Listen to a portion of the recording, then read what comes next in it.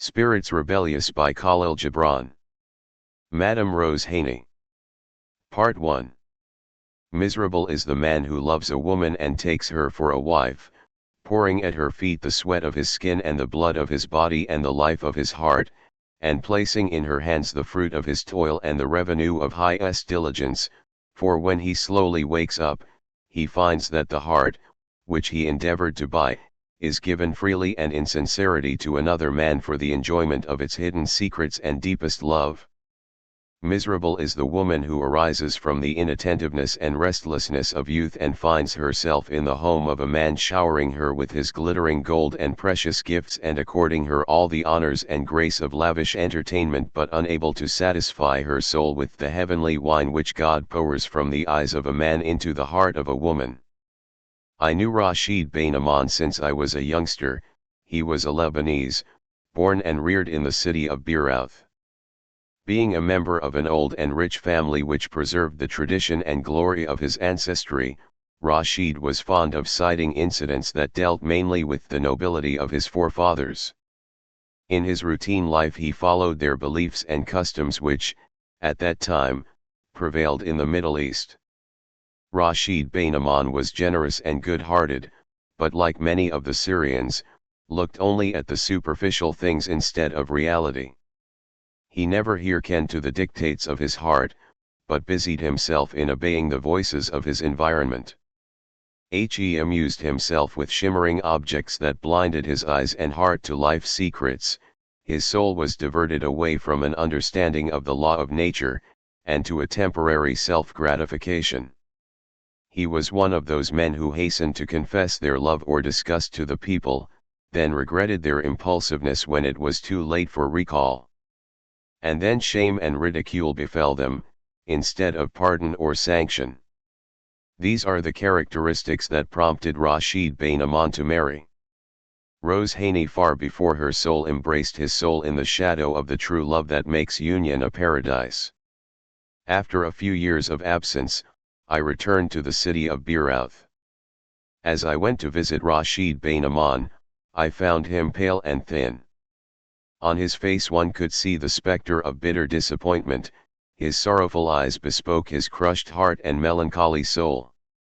I was curious to find the cause for his miserable plight. However, I did not hesitate to ask for explanation and said, "What became of you, Rashid? Where is the radiant smile and the happy countenance that accompanied you since childhood? Has death taken away from you a dear friend? Or have the black nights stolen from you the gold you have amassed during the white days? In the name of friendship, tell me what is causing this sadness of heart and weakness of body." He looked at me ruefully, as if I had revived to him some secluded images of beautiful days.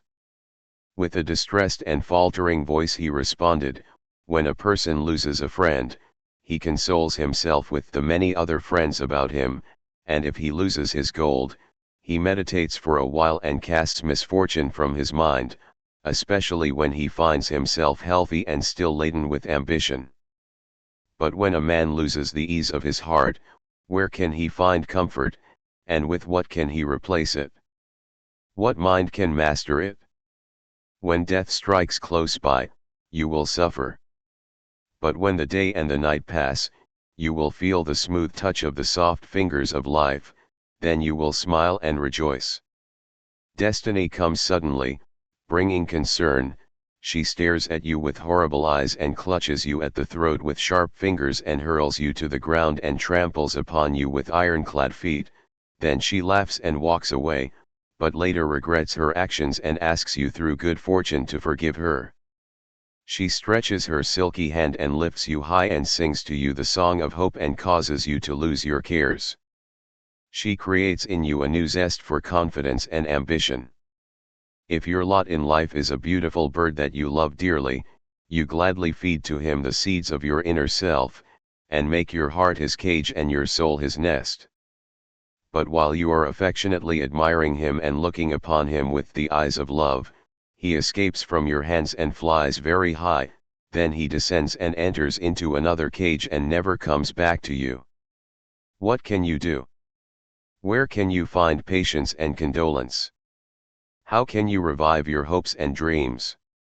What power can still your turbulent heart? Having uttered these words with a choking voice and suffering spirit, Rashid Bey Naman stood shaking like a reed between the north and south wind. He extended his hands as if to grasp something with his bent fingers and destroy it. His wrinkled face was livid, his eyes grew larger as he stared a few moments, and it seemed to him as if he saw a demon appearing from non-existence to take him away. Then he fixed his eyes on mine and his appearance suddenly changed, his anger was converted into keen suffering and distress, and he cried out saying, "It is the woman whom I rescued from between the deathly paws of poverty. I opened my coffers to her and made her envied by all women for the beautiful raiment and precious gems and magnificent carriages drawn by spirited horses, the woman whom my heart has loved and at whose feet I poured affection, the woman, to whom I was a true friend, sincere companion, and a faithful husband, the woman who betrayed me and departed me for another man to share with him destitution and partake his evil bread. Kneaded with shame and mixed with disgrace. The woman I loved, the beautiful bird whom I fed, and to whom I made my heart a cage and my soul a nest, has escaped from my hands and entered into another cage, that pure angel, who resided in the paradise of my affection and love, now appears to me as a horrible demon, descended into the darkness to suffer for her sin and cause me to suffer on earth for her crime." He hid his face with his hands as if wanting to protect himself from himself, and became silent for a moment. Then he sighed and said, "This is all I can tell you, please do not ask anything further. Do not make a crying voice of my calamity, but let it rather be mute misfortune.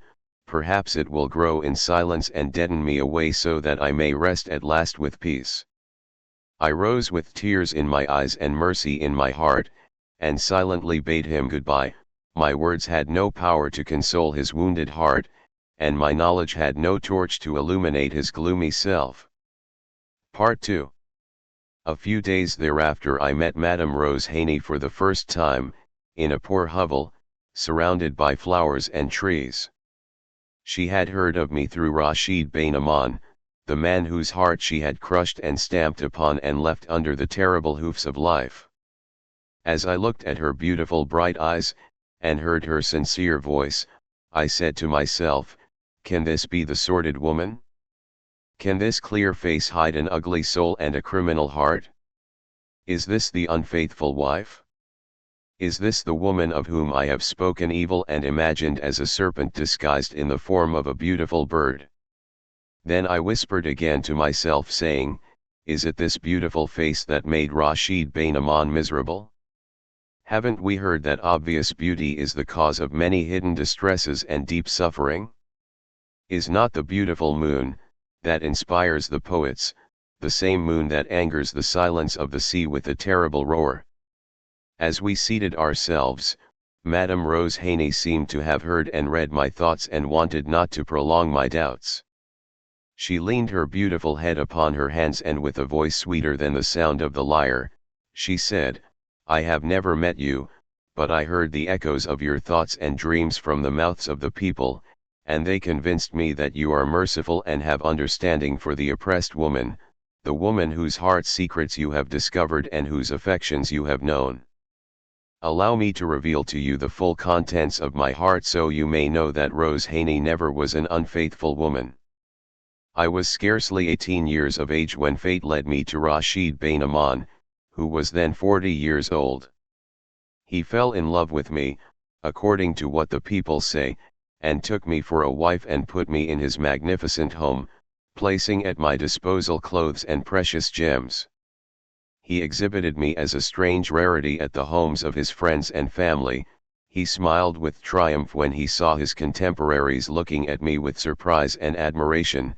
He lifted his chin high with pride when he heard the ladies speak of me with praise and affection. But never could he hear the whispers, is this the wife of Rashid Bey Naman, or his adopted daughter? And another one commenting, if he had married at the proper age, his firstborn would have been older than Rose Hanie. All that happened before my life had awakened from the deep swoon of youth, and before God inflamed my heart with the torch of love, and before the growth of the seeds of my affections. Yes, all this transpired during the time when I believed that real happiness came through beautiful clothes and magnificent mansions.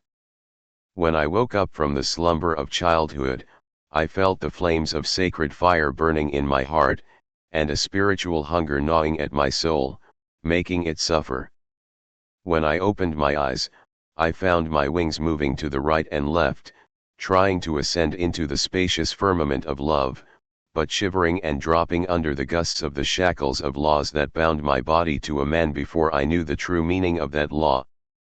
I felt all these things and knew that a woman's happiness does not come through man's glory and honor, nor through his generosity and affection, but through love that unites both of their hearts and affections, making them one member of life's body and one word upon the lips of God.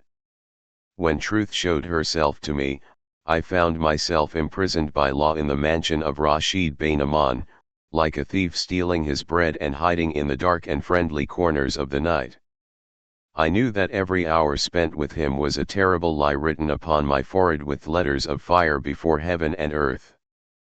I could not give him my love and affection in reward for his generosity and sincerity. I tried in vain to love him, but love is a power that makes our hearts, yet our hearts cannot make that power. I prayed and prayed in the silence of the night before God to create in the depths of my heart a spiritual attachment that would carry me closer to the man who had been chosen for me as a companion through life. My prayers were not granted, because love descends upon our souls by the will of God and not by the demand or the plea of the individual.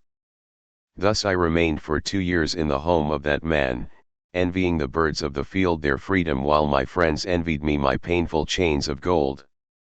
I was like a woman who is torn from her only child, like a lamenting heart, existing without attachment, like an innocent victim of the severity of human law. I was close to death from spiritual thirst and hunger.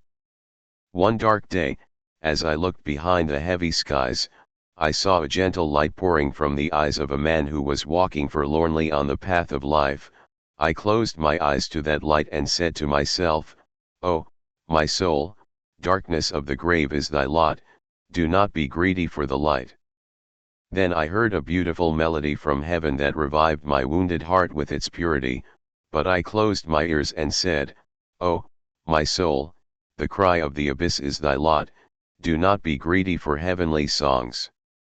I closed my eyes again so I could not see, and shut my ears so I could not hear, but my closed eyes still saw that gentle light, and my ears still heard that divine sound. I was frightened for the first time and felt like the beggar who found a precious jewel near the emir's palace and could not pick it up on account of fear, or leave it because of poverty. I cried, a cry of a thirsty soul who sees a brook surrounded by wild beasts, and falls upon the ground waiting and watching fearfully. Then she turned her eyes away from me as if she remembered the past that made her ashamed to face me, but she continued, "Those people who go back to eternity before they taste the sweetness of real life are unable to understand the meaning of a woman's suffering. Especially when she devotes her soul to a man she loves by the will of God, and her body to another whom she caresses by the enforcement of earthly law. It is a tragedy written with the blood of the woman's blood and tears which the man reads with ridicule because he cannot understand it, yet, if he does understand, his laughter will turn into scorn and blasphemy that act like fire upon her heart. It is a drama enacted by the black knights upon the stage of a woman's soul, whose body is tied up into a man, known to her as husband, ere she perceives God's meaning of marriage. She finds her soul hovering about the man whom she adores by all agencies of pure and true love and beauty. It is a terrible agony that began with the existence of weakness in a woman and the commencement of strength in a man. It will not end unless the days of slavery and superiority of the strong over the weak are abolished. It is a horrible war between the corrupt law of humanity and the sacred affections and holy purpose of the heart. In such a battlefield I was lying yesterday, but I gathered the remnants of my strength, and unchained my irons of cowardice, and untied my wings from the swaddles of weakness, and arose into the spacious sky of love and freedom. Today I am one with the man I love, he and I sprang out as one torch from the hand of God before the beginning of the world. There is no power under the sun that can take my happiness from me, because it emanated from two embraced spirits, engulfed by understanding, radiated by love, and protected by heaven. She looked at me as if she wanted to penetrate my heart with her eyes in order to discover the impression of her words upon me, and to hear the echo of her voice from within me, but I remained silent and she continued. Her voice was full of bitterness of memory and sweetness of sincerity and freedom when she said, "The people will tell you that Rose Hanie is an heretic and unfaithful woman who followed her desires by leaving the man who elated her into him and made her the elegance of his home. They will tell you that she is an adulteress and prostitute who destroyed with her filthy hands the wreath of a sacred marriage and replaced it with a besmirched union woven of the thorns of hell. She took off the garment of virtue and put on the cloak of sin and disgrace. They will tell you more than that, because the ghosts of their fathers are still living in their bodies. They are like the deserted caves of the mountains that echo voices whose meanings are not understood. They neither understand the law of God, nor comprehend the true intent of veritable religion, nor distinguish between a sinner and an innocent. They look only at the surface of objects without knowing their secrets. They pass their verdicts with ignorance, and judge with blindness, making the criminal and the innocent, the good and the bad, equal. Woe to those who prosecute and judge the people. In God's eyes I was unfaithful and an adulteress only while at the home of Rashid Bain Aman, because he made me his wife according to the customs and traditions and by the force of haste, before heaven had made him mine in conformity with the spiritual law of love and affection. I was a sinner in the eyes of God and myself when I ate his bread and offered him my body in reward for his generosity. Now I am pure and clean because the law of love has freed me and made me honorable and faithful. I ceased selling my body for shelter and my days for clothes. Yes, I was an adulteress and a criminal when the people viewed me as the most honorable and faithful wife. Today I am pure and noble in spirit, but in their opinion I am polluted, for they judge the soul by the outcome of the body and measure the spirit by the standard of matter. Then she looked through the window and pointed out with her right hand toward the city as if she had seen the ghost of corruption and the shadow of shame among its magnificent buildings. She said pityingly, "Look at those majestic mansions and sublime palaces where hypocrisy resides. In those edifices and between their beautifully decorated walls resides treason beside putridity, under the ceiling painted with melted gold lives falsehood beside pretension. Notice those gorgeous homes that represent happiness, glory, and domination, they are naught but caverns of misery and distress. They are plastered graves in which treason of the weak woman hides behind her cold eyes and crimsoned lips, in their corners selfishness exists, and the animality of man through his gold and silver rules supreme. If those high and impregnable buildings scented the door of hatred, deceit, and corruption, they would have cracked and fallen. The poor villager looks upon those residences with tearful eyes, but when he finds that the hearts of the occupants are empty of that pure love that exists in the heart of his wife and fills its domain, he will smile and go back to his fields contented." And then she took hold of my hand and led me to the side of the window and said, "Come, I will show you the unveiled secrets of those people whose path I refuse to follow. Look at that palace with giant columns. In it lives a rich man who inherited his gold from his father.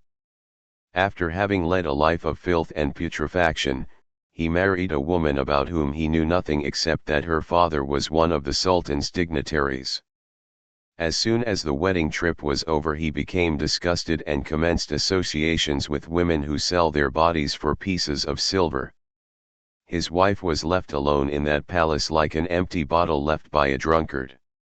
She cried and suffered for the first time, then she realized that her tears were more precious than her degenerate husband. Now she is busying herself in the love and devotion of a young man upon whom she showers her joyous hours, and into whose heart she pours her sincere love and affection. Let me take you now to that gorgeous home surrounded by beautiful gardens. It is the home of a man who comes from a noble family which ruled the country for many generations, but whose standards, wealth, and prestige have declined due to their indulgence in mad spending and slothfulness. A few years ago this man married an ugly but rich woman. After he acquired her fortune, he ignored her completely and commenced devoting himself to an attractive young woman. His wife today is devoting her time to curling her hair, painting her lips and perfuming her body. She wears the most expensive clothes and hopes that some young man will smile and come to visit her, but it is all in vain, for she cannot succeed except in receiving a smile from her ugly self in the mirror. Observe that big manor, encircled with the marble statuary. It is the home of a beautiful woman who possesses strange character.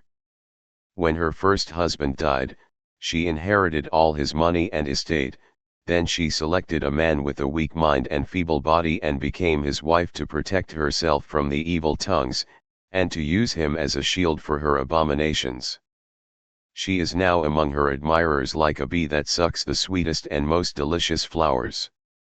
That beautiful home next to it was built by the greatest architect in the province. It belongs to a greedy and substantial man who devotes all of his time to amassing gold and grinding the faces of the poor. He has a wife of supernatural beauty, bodily and spiritually, but she is like the rest, a victim of early marriage. Her father committed a crime by giving her away to a man before she attained understanding age, placing on her neck the heavy yoke of corrupt marriage. She is thin and pale now, and cannot find an outlet for her imprisoned affection. She is sinking slowly and craving for death to free her from the mesh of slavery and deliver her from a man who spends his life gathering gold and cursing the hour he married a barren woman who could not bring him a child to carry on his name and inherit his money. In that home among the orchards lives an ideal poet. He married an ignorant woman who ridicules his works because she cannot understand them, and laughs at his conduct because she cannot adjust herself to his sublime way of life.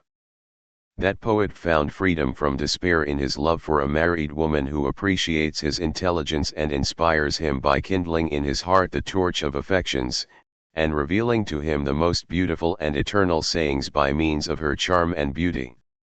Silence prevailed for a few moments, and Madame Hanie seated herself on a sofa by the window as if her soul were tired of roaming those quarters. Then she slowly continued, "These are the residences in which I refuse to live, these are the graves in which I, too, was spiritually buried. These people from whom I have freed myself are the ones who become attracted by the body and repelled by the spirit, and who know naught of love and beauty. The only mediator between them and God is God's pity for their ignorance of the law of God. I cannot judge, for I was one of them, but I sympathize with all my heart. I do not hate them, but I hate their surrender to weakness and falsehood. I have said all these things to show you the reality of the people from whom I have escaped against their will. I was trying to explain to you the life of persons who speak every evil against me because I have lost their friendship and finally gained my own. I emerged from their dark dungeon and directed my eyes towards the light where sincerity, truth, and justice prevail. They have exiled me now from their society and I am pleased, because humanity does not exile except the one whose noble spirit rebels against despotism and oppression. He who does not prefer exile to slavery is not free by any measure of freedom, truth, and duty. Yesterday I was like a tray containing all kinds of palatable foods, and Rashid Bey Naman never approached me unless he felt a need for that food, yet both of our souls remained far apart from us like two humble, dignified servants. I have tried to reconcile myself to what people call misfortune, but my spirit refused to spend all its life kneeling with me before a horrible idol erected by the Dark Ages and called law. I kept my chains until I heard love calling me and saw my spirit preparing to embark. Then I broke them and walked out from Rashid Bain Aman's home like a bird freed from his iron cage and leaving behind me all the gems, clothes, and servants. I came to live with my beloved, for I knew that what I was doing was honest. Heaven does not want me to weep and suffer. Many times at night I prayed for dawn to come, and when dawn came, I prayed for the day to be over. God does not want me to lead a miserable life, for He placed in the depths of my heart a desire for happiness. His glory rests in the happiness of my heart. This is my story and this is my protest before heaven and earth. This is what I sing and repeat while people are closing their ears for fear of hearing me and leading their spirits into rebellion that would crumble the foundation of their quavering society. This is the rough pathway I have carved until I reached the mountain peak of my happiness. Now if death comes to take me away, I will be more than willing to offer myself before the supreme throne of heaven without fear or shame. I am ready for the day of judgment and my heart is white as the snow. I have obeyed the will of God in everything I have done and followed the call of my heart while listening to the angelic voice of heaven. This is my drama, which the people of Birouth call a curse upon the lips of life, and an ailment in the body of society. But one day love will arouse their hearts like the sun rays that bring forth the flowers even from contaminated earth. One day the wayfarers will stop by my grave and greet the earth that enfolds my body and say, "Here lies Rose Hanie, who freed herself from the slavery of decayed human laws in order to comply with God's law of pure love. She turned her face toward the sun so she would not see the shadow of her body amongst the skulls and thorns." The door opened and a man entered. His eyes were shining with magic rays and upon his lips appeared a wholesome smile. Madame Hanie rose, took the young man's arm and introduced him to me, then gave him my name with flattering words. I knew that he was the one for whose sake she denied the whole world and violated all earthly laws and customs. As we sat down, silence controlled. Each one of us was engrossed in deep thought. 1 minute worthy of silence and respect had passed when I looked at the couple sitting side by side. I saw something I had never seen before, and realized instantly the meaning of Madame Hanie's story. I comprehended the secret of her protest against the society which persecutes those who rebel against confining laws and customs before determining the cause for the rebellion. I saw one heavenly spirit before me, composed of two beautiful and united persons, in the midst of which stood the God of love stretching his wings over them to protect them from evil tongues. I found a complete understanding emanating from two smiling faces, illuminated by sincerity and surrounded by virtue. For the first time in my life I found the phantom of happiness standing between a man and a woman, cursed by religion and opposed by the law. I rose and bade them goodbye and left that poor hovel which affection had erected as an altar to love and understanding. I walked past the buildings which Madame Hanie pointed out to me.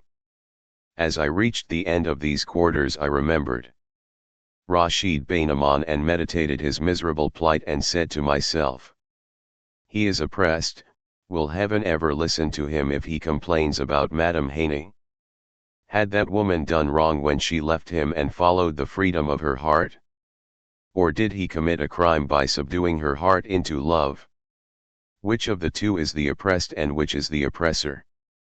Who is the criminal and who is the innocent?" Then I resumed talking to myself after a few moments of deep thinking. Many times deception had tempted woman to leave her husband and follow wealth, because her love for riches and beautiful raiment blinds her and leads her into shame. Was Madame Hanie deceitful when she left her rich husband's palace for a poor man's hut?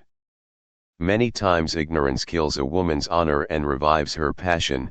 She grows tired and leaves her husband, prompted by her desires, and follows a man to whom she lowers herself. Was Madame Hanie an ignorant woman following her physical desires when she declared publicly her independence and joined her beloved young man? She could have satisfied herself secretly while at her husband's home, for many men were willing to be the slaves of her beauty and martyrs of her love. Madame Hanie was a miserable woman. She sought only happiness, found it, and embraced it. This is the very truth which society disrespects.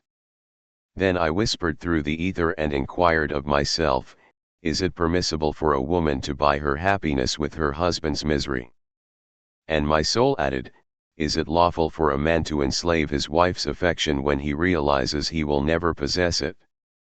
I continued walking and Madame Hanie's voice was still sounding in my ears when I reached the extreme end of the city. The sun was disappearing and silence ruled the fields and prairies while the birds commenced singing their evening prayers.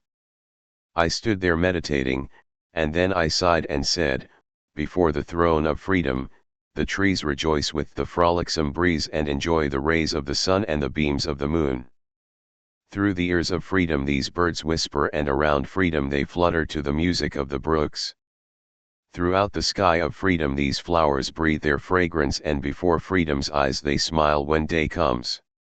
Everything lives on earth according to the law of nature, and from that law emerges the glory and joy of liberty, but man is denied this fortune, because he set for the God-given soul a limited and earthly law of his own. He made for himself strict rules. Man built a narrow and painful prison in which he secluded his affections and desires. He dug out a deep grave in which he buried his heart and its purpose. If an individual, through the dictates of his soul, declares his withdrawal from society and violates the law, his fellow men will say he is a rebel worthy of exile, or an infamous creature worthy only of execution. Will man remain a slave of self-confinement until the end of the world? Or will he be freed by the passing of time and live in the spirit for the spirit? Will man insist upon staring downward and backward at the earth? Or will he turn his eyes toward the sun so he will not see the shadow of his body amongst the skulls and thorns? The Cry of the Graves. Part 1. The Emir walked into the courtroom and took the central chair while at his right and left sat the wise men of the country.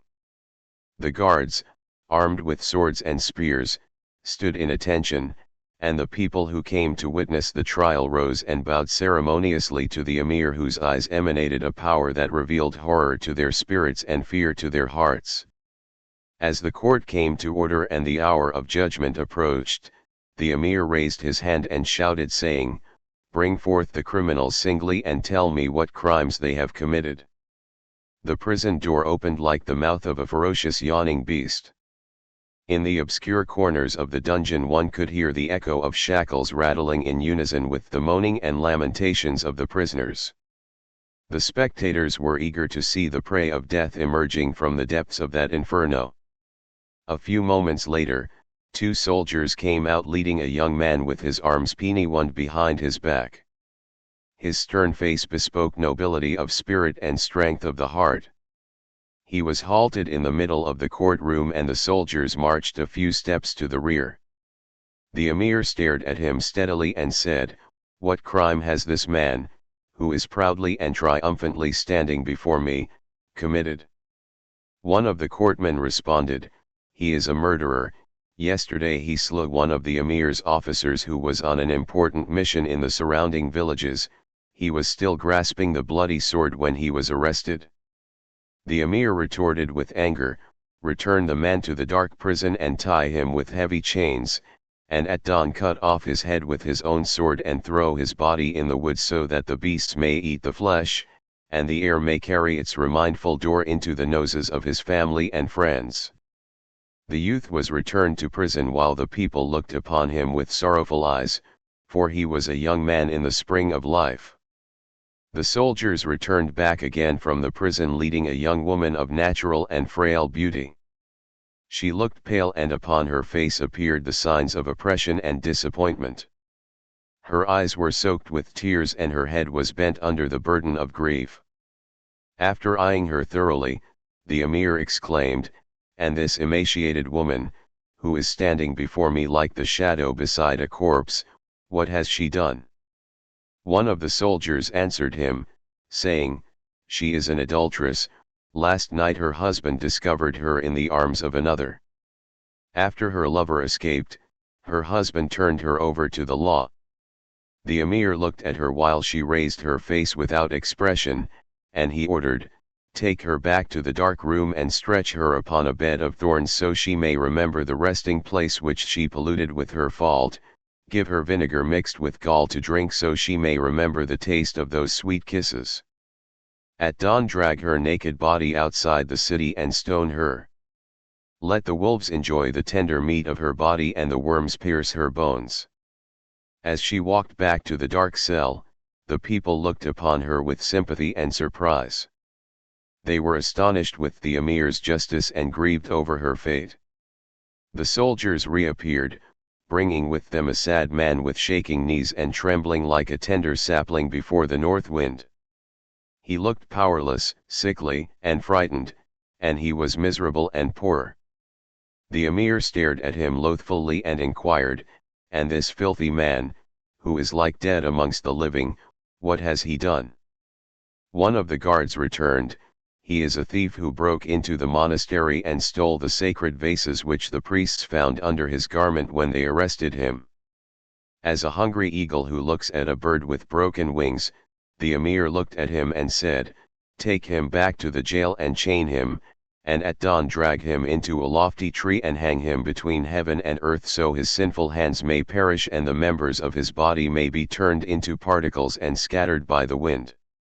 As the thief stumbled back into the depths of the prison, the people commenced whispering one to another saying, "How dare such a weak and heretic man steal the sacred vases of the monastery?" At this time the court adjourned and the emir walked out accompanied by all his wise men, guarded by the soldiers, while the audience scattered and the place became empty except of the moaning and wailing of the prisoners. All this happened while I was standing there like a mirror before passing ghosts. I was meditating the laws, made by man for man, contemplating what the people call justice, and engrossing myself with deep thoughts of the secrets of life. I tried to understand the meaning of the universe. I was dumbfounded in finding myself lost like a horizon that disappears beyond the cloud. As I left the place I said to myself, the vegetable feeds upon the elements of the earth, the sheep eats the vegetable, the wolf preys upon the sheep, and the bull kills the wolf while the lion devours the bull, yet death claims the lion. Is there any power that will overcome death and make these brutalities an eternal justice? Is there a force that can convert all the ugly things into beautiful objects? Is there any might that can clutch with its hands all the elements of life and embrace them with joy as the sea joyfully engulfs all the brooks into its depths? Is there any power that can arrest the murdered and the murderer, the adulteress and the adulterer, the robber and the robbed, and bring them to a court loftier and more supreme than the court of the emir? Part 2. The next day I left the city for the fields where silence reveals to the soul that which the spirit desires, and where the pure sky kills the germs of despair, nursed in the city by the narrow streets and obscured places. When I reached the valley, I saw a flock of crows and vultures soaring and descending, filling the sky with cawing, whistling, and rustling of the wings. As I proceeded I saw before me a corpse of a man hanged high in a tree, the body of a dead naked woman in the midst of a heap of stones, and a carcass of a youth with his head cut off and soaked with blood mixed with earth. It was a horrible sight that blinded my eyes with a thick, dark veil of sorrows. I looked in every direction and saw naught except the spectre of death standing by those ghastly remains. Nothing could be heard except the wailing of non-existence, mingled with the cawing of crows hovering about the victims of human laws. 3 human beings, who yesterday were in the lap of life, today fell as victims to death because they broke the rules of human society. When a man kills another man, the people say he is a murderer, but when the emir kills him, the emir is just. When a man robs a monastery, they say he is a thief, but when the emir robs him of his life, the emir is honorable. When a woman betrays her husband, they say she is an adulteress, but when the emir makes her walk naked in the streets and stones her later, the emir is noble. Shedding of blood is forbidden, but who made it lawful for the emir? Stealing one's money is a crime, but taking away one's life is a noble act. Betrayal of a husband may be an ugly deed, but stoning of living souls is a beautiful sight. Shall we meet evil with evil and say this is the law? Shall we fight corruption with greater corruption and say this is the rule? Shall we conquer crimes with more crimes and say this is justice? Had not the emir killed an enemy in his past life? Had he not robbed his weak subjects of money and property? Had he not committed adultery? Was he infallible when he killed the murderer and hanged the thief in the tree? Who are those who hanged the thief in the tree? Are they angels descended from heaven, or men looting and usurping? Who cut off the murderer's head? Are they divine prophets, or soldiers shedding blood wherever they go? Who stoned that adulteress? Were they virtuous hermits who came from their monasteries, or humans who loved to commit atrocities with glee, under the protection of ignorant law? What is law? Who saw it coming with the sun from the depths of heaven? What human saw the heart of God and found its will or purpose? In what century did the angels walk among the people and preach to them, saying, "Forbid the weak from enjoying life, and kill the outlaws with the sharp edge of the sword, and step upon the sinners with iron feet"? As my mind suffered in this fashion, I heard a rustling of feet in the grass close by. I took heed and saw a young woman coming from behind the trees. She looked carefully in every direction before she approached the 3 carcasses that were there. As she glanced, she saw the youth's head that was cut off. She cried fearfully, knelt, and embraced it with her trembling arms. Then she commenced shedding tears and touching the blood-matted, curly hair with her soft fingers, crying in a voice that came from the remnants of a shattered heart. She could bear the sight no longer. She dragged the body to a ditch and placed the head gently between the shoulders, covered the entire body with earth, and upon the grave she planted the sword with which the head of the young man had been cut off. As she started to leave, I walked toward her. She trembled when she saw me, and her eyes were heavy with tears. She sighed and said, "Turn me over to the emir if you wish. It is better for me to die and follow the one who saved my life from the grip of disgrace than to leave his corpse as food for the ferocious beasts." Then I responded, "Fear me not, poor girl, I have lamented the young man before you did. But tell me, how did he save you from the grip of disgrace?" She replied with a choking and fainting voice, "One of the emir's officers came to our farm to collect the tax. When he saw me, he looked upon me as a wolf looks upon a lamb. He imposed on my father a heavy tax that even a rich man could not pay. He arrested me as a token to take to the emir in ransom for the gold which my father was unable to give. I begged him to spare me, but he took no heed, for he had no mercy. Then I cried for help, and this young man, who is dead now, came for my help and saved me from a living death. The officer attempted to kill him, but this man took an old sword that was hanging on the wall of our home and stabbed him. He did not run away like a criminal, but stood by the dead officer until the law came and took him into custody." Having uttered these words which would make any human heart bleed with sorrow, she turned her face and walked away. In a few moments I saw a youth coming and hiding his face with a cloak. As he approached the corpse of the adulteress, he took off the garment and placed it upon her naked body. Then he drew a dagger from under the cloak and dug a pit in which he placed the dead girl with tenderness and care, and covered her with earth upon which he poured his tears. When he finished his task, he plucked some flowers and placed them reverently upon the grave. As he started to leave, I halted him saying, "What kin are you to this adulteress? And what prompted you to endanger your life by coming here to protect her naked body from the ferocious beasts?"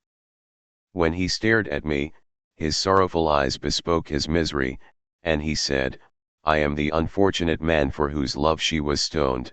I loved her and she loved me since childhood. We grew together, love, whom we served and revered, was the Lord of our hearts. Love joined both of us and embraced our souls. One day I absented myself from the city, and upon my return I discovered that her father obliged her to marry a man she did not love. My life became a perpetual struggle, and all my days were converted into one long and dark night. I tried to be at peace with my heart, but my heart would not be still. Finally I went to see her secretly, and my sole purpose was to have a glimpse of her beautiful eyes and hear the sound of her serene voice. When I reached her house I found her lonely, lamenting her unfortunate self. I sat by her. Silence was our important conversation and virtue our companion. 1 hour of understanding quiet passed, when her husband entered. I cautioned him to contain himself, but he dragged her with both hands into the street and cried out, saying, "Come, come, and see the adulteress and her lover." All the neighbors rushed about, and later the law came and took her to the emir, but I was not touched by the soldiers. The ignorant law and sodden customs punished the woman for her father's fault and pardoned the man. Having thus spoken, the man turned toward the city while I remained pondering the corpse of the thief hanging in that lofty tree and moving slightly every time the wind shook the branches, waiting for someone to bring him down and stretch him upon the bosom of the earth beside the defender of honor and martyr of love. An hour later, a frail and wretched woman appeared, crying. She stood before the hanged man and prayed reverently.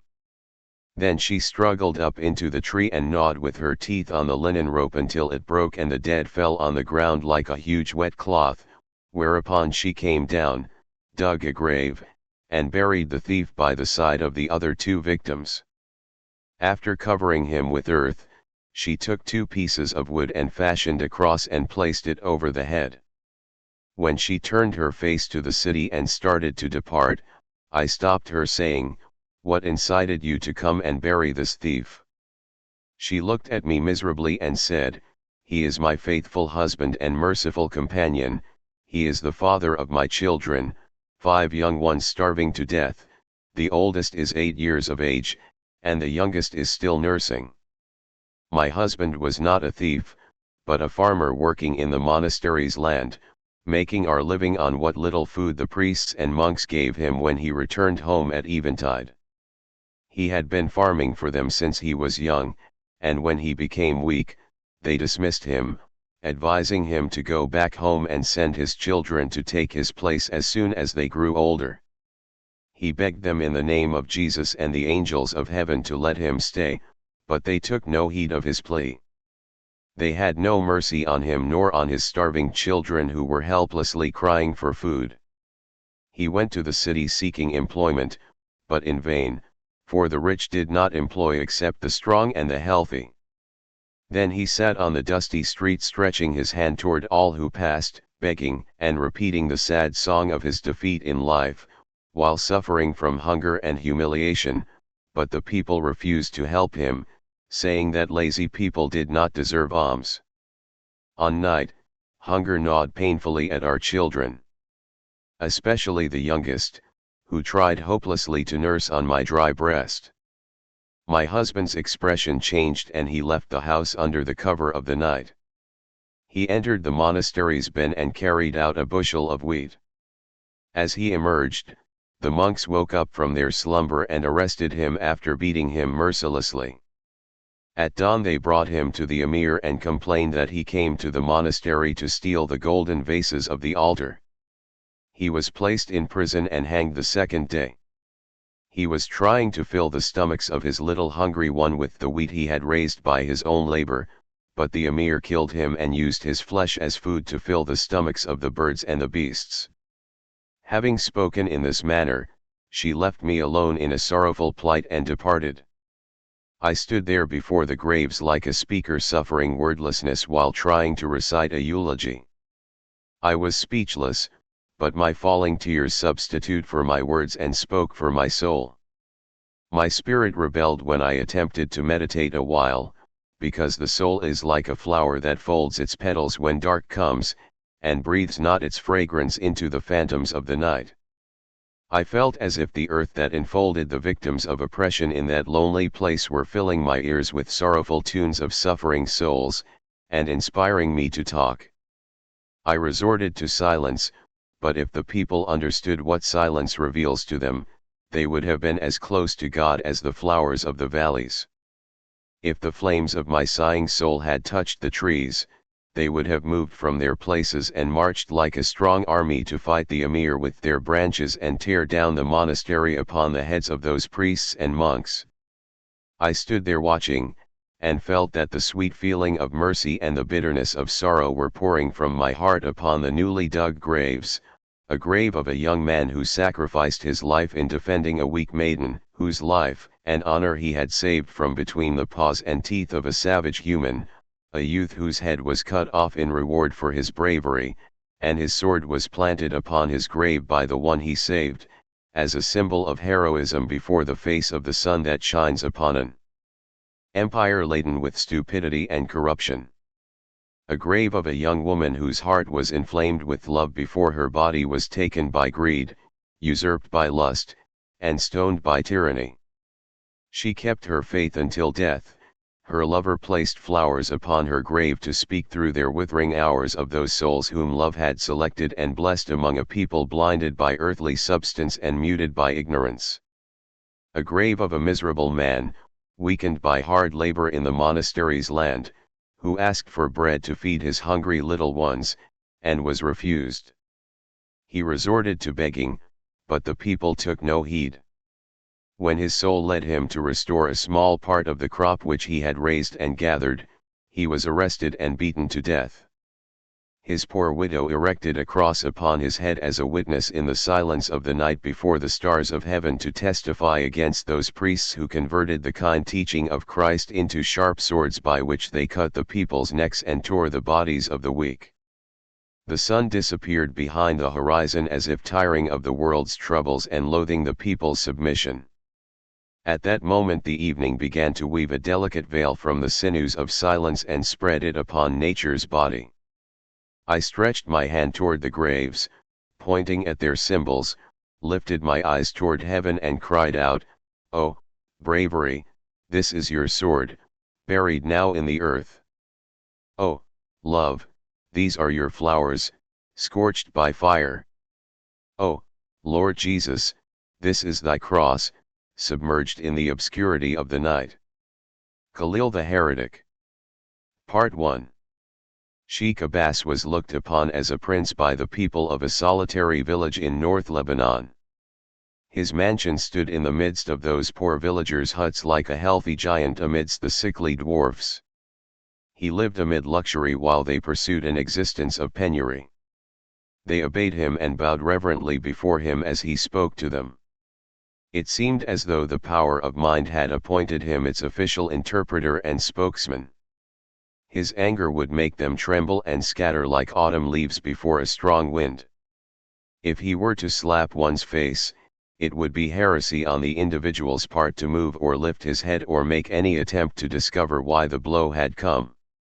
If he smiled at a man, the villagers would consider the person thus honored as the most fortunate. The people's fear and surrender to Sheikh Abbas were not due to weakness, however, their poverty and need of him had brought about this state of continual humiliation. Even the huts they lived in and the fields they cultivated were owned by Sheikh Abbas, who had inherited them from his ancestors. The farming of the land and the sowing of the seeds and the gathering of wheat were all done under the supervision of the sheikh who, in reward for their toil, compensated them with a small portion of the crop which barely kept them from falling as victims of gnawing starvation.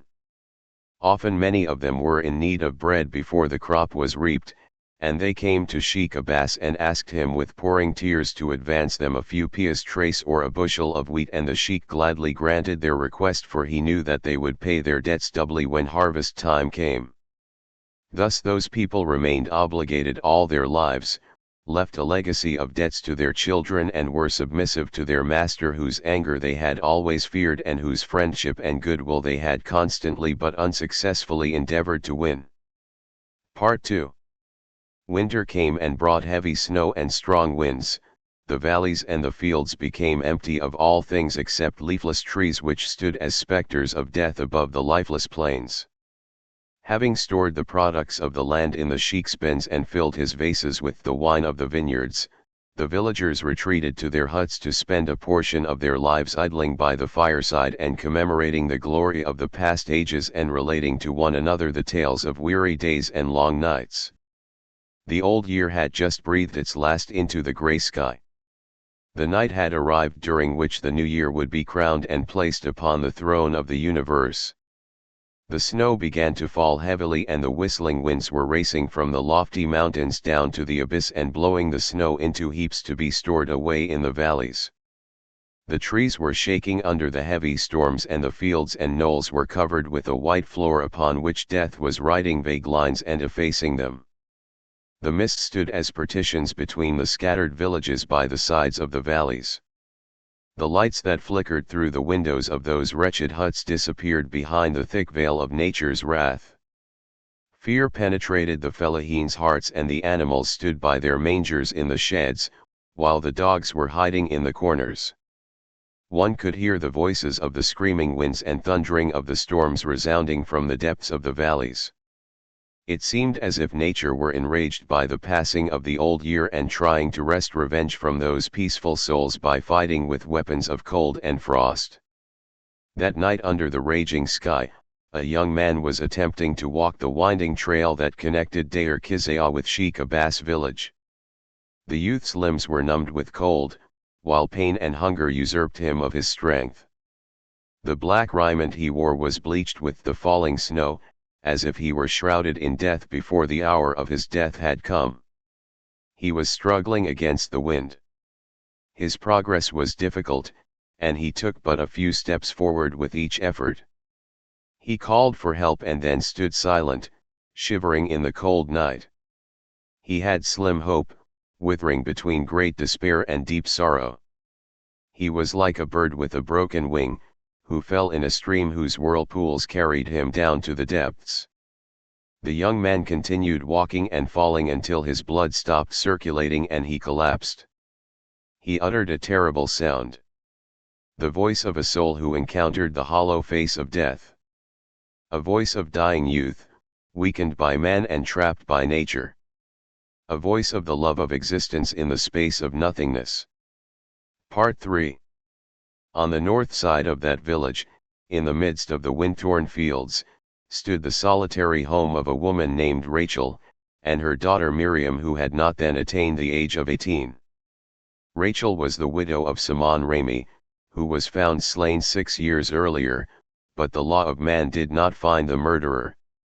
Like the rest of the Lebanese widows, Rachel sustained life through long, hard work. During the harvest season, she would look for ears of corn left behind by others in the field, and in autumn she gathered the remnants of some forgotten fruits in the gardens. In winter she spun wool and made raiment for which she received a few pias trace or a bushel of grain. Miriam, her daughter, was a beautiful girl who shared with her mother the burden of toil. That bitter night the two women were sitting by the fireplace whose warmth was weakened by the frost and whose firebrands were buried beneath the ashes. By their side was a flickering lamp that sent its yellow, dimmed rays into the heart of darkness like a prayer that sends phantoms of hope into the hearts of the sorrowful. Midnight had come and they were listening to the wailing winds outside. Every now and then Miriam would get up, open the small transom and look toward the obscured sky, and then she would return to her chair worried and frightened by the raging elements. Suddenly Miriam started, as if she had awakened from a swoon of deep slumber. She looked anxiously toward her mother and said, "Did you hear that, mother? Did you hear a voice calling for help?" The mother listened a moment and said, "I hear nothing but the crying wind, my daughter." Then Miriam exclaimed, "I heard a voice deeper than the thundering heaven and more sorrowful than the wailing of the tempest." Having uttered these words, she stood up and opened the door and listened for a moment. Then she said, "I hear it again, mother." Rachel hurried toward the frail door and after a moment's hesitation she said, "And I hear it, 2. Let us go and see. She wrapped herself with a long robe, opened the door and walked out cautiously, while Miriam stood at the door, the wind blowing her long hair. Having forced her way a short distance through the snow, Rachel stopped and shouted out, "Who is calling? Where are you?" There was no answer. Then she repeated the same words again and again, but she heard naught except thunder. Then she courageously advanced forward, looking in every direction. She had walked for some time. When she found some deep footprints upon the snow, she followed them fearfully and in a few moments found a human body lying before her on the snow, like a patch on a white dress. As she approached him and leaned his head over her knees, she felt his pulse that bespoke his slowing heartbeats and his slim chance in life. She turned her face toward the hut and called, "Come, Miriam, come and help me, I have found him." Miriam rushed out and followed her mother's footprints, while shivering with cold and trembling with fear. As she reached the place and saw the youth lying motionless, she cried with an aching voice. The mother put her hands under his armpits, calmed Miriam, and said, "Fear not, for he is still living. Hold the lower edge of his cloak and let us carry him home." Confronted with the strong wind and heavy snow, the two women carried the youth and started toward the hut. As they reached the little haven, they laid him down by the fireplace. Rachel commenced rubbing his numbed hands and Miriam drying his hair with the end of her dress. The youth began to move after a few minutes. His eyelids quivered and he took a deep sigh, a sigh that brought the hope of his safety into the hearts of the merciful women. They removed his shoes and took off his black robe. Miriam looked at her mother and said, "Observe his raiment, mother, these clothes are worn by the monks." After feeding the fire with a bundle of dry sticks, Rachel looked at her daughter with perplexity and said, "The monks do not leave their convent on such a terrible night." And Miriam inquired, "But he has no hair on his face, the monks wear beards." The mother gazed at him with eyes full of mercy and maternal love, then she turned to her daughter and said, "It makes no difference whether he is a monk or a criminal, dry his feet well, my daughter." Rachel opened a closet, took from it a jar of wine and poured some in an earthenware bowl. Miriam held his head while the mother gave him some of it to stimulate his heart. As he sipped the wine he opened his eyes for the first time and gave his rescuers a sorrowful look mingled with tears of gratitude, the look of a human who felt the smooth touch of life after having been gripped in the sharp claws of death, a look of great hope after hope had died. Then he bent his head, and his lips trembled when he uttered the words, "May God bless both of you." Rachel placed her hand upon his shoulder and said, "Be calm, brother. Do not tire yourself with talking until you gain strength." And Miriam added, "Rest your head on this pillow, brother, and we will place you closer to the fire." Rachel refilled the bowl with wine and gave it to him. She looked at her daughter and said, "Hang his robe by the fire so it will dry." Having executed her mother's command, she returned and commenced looking at him mercifully, as if she wanted to help him by pouring into his heart all the warmth of her soul. Rachel brought 2 loaves of bread with some preserves and dry fruits. She sat by him and began to feed him small morsels, as a mother feeds her little child. At this time he felt stronger and sat up on the hearth mat while the red flames of fire reflected upon his sad face. His eyes brightened and he shook his head slowly, saying, "Mercy and cruelty are both wrestling in the human heart like the mad elements in the sky of this terrible night, but mercy shall overcome cruelty because it is divine, and the terror alone, of this night, shall pass away when daylight comes."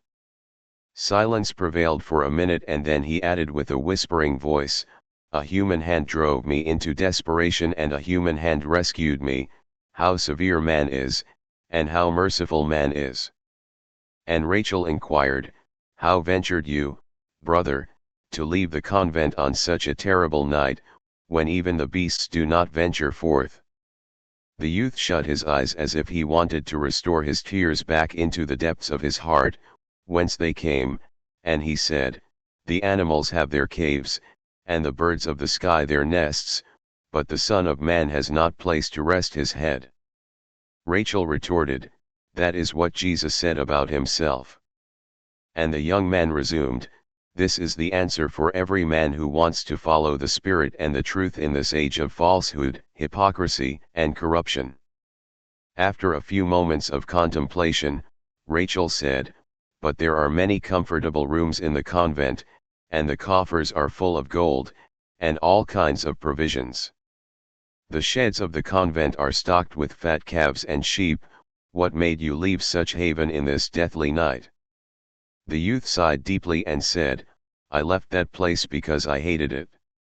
And Rachel rejoined, "A monk in a convent is like a soldier in the battlefield who is required to obey the orders of his leader regardless of their nature. I heard that a man could not become a monk unless he did away with his will, his thoughts, his desires, and all that pertains to the mind. But a good priest does not ask his monks to do unreasonable things. How could the head priest of Deir Kizaya ask you to give up your life to the storms and snow?" And he remarked, "In the opinion of the head priest, a man cannot become a monk unless he is blind and ignorant, senseless and dumb. I left the convent because I am a sensible man who can see, feel, and hear." Miriam and Rachel stared at him as if they had found in his face a hidden secret. After a moment of meditation, the mother said, "Will a man who sees and hears go out on a night that blinds the eyes and deafens the ears?" And the youth said quietly, "I was expelled from the convent." "Expelled," exclaimed Rachel, and Miriam repeated the same word in unison with her mother. He lifted his head, regretting his words, for he was afraid lest their love and sympathy be converted into hatred and disrespect, but when he looked at them and found the rays of mercy still emanating from their eyes, and their bodies vibrating with anxiety to learn further, his voice choked and he continued, "Yes, I was expelled from the convent because I could not dig my grave with my own hands, and my heart grew weary of lying and pilfering. I was expelled from the convent because my soul refused to enjoy the bounty of a people who surrendered themselves to ignorance. I was driven away because I could not find rest in the comfortable rooms, built with the money of the poor fellahin. My stomach could not hold bread baked with the tears of the orphans. My lips could not utter prayers sold for gold and food by the heads to the simple and faithful people.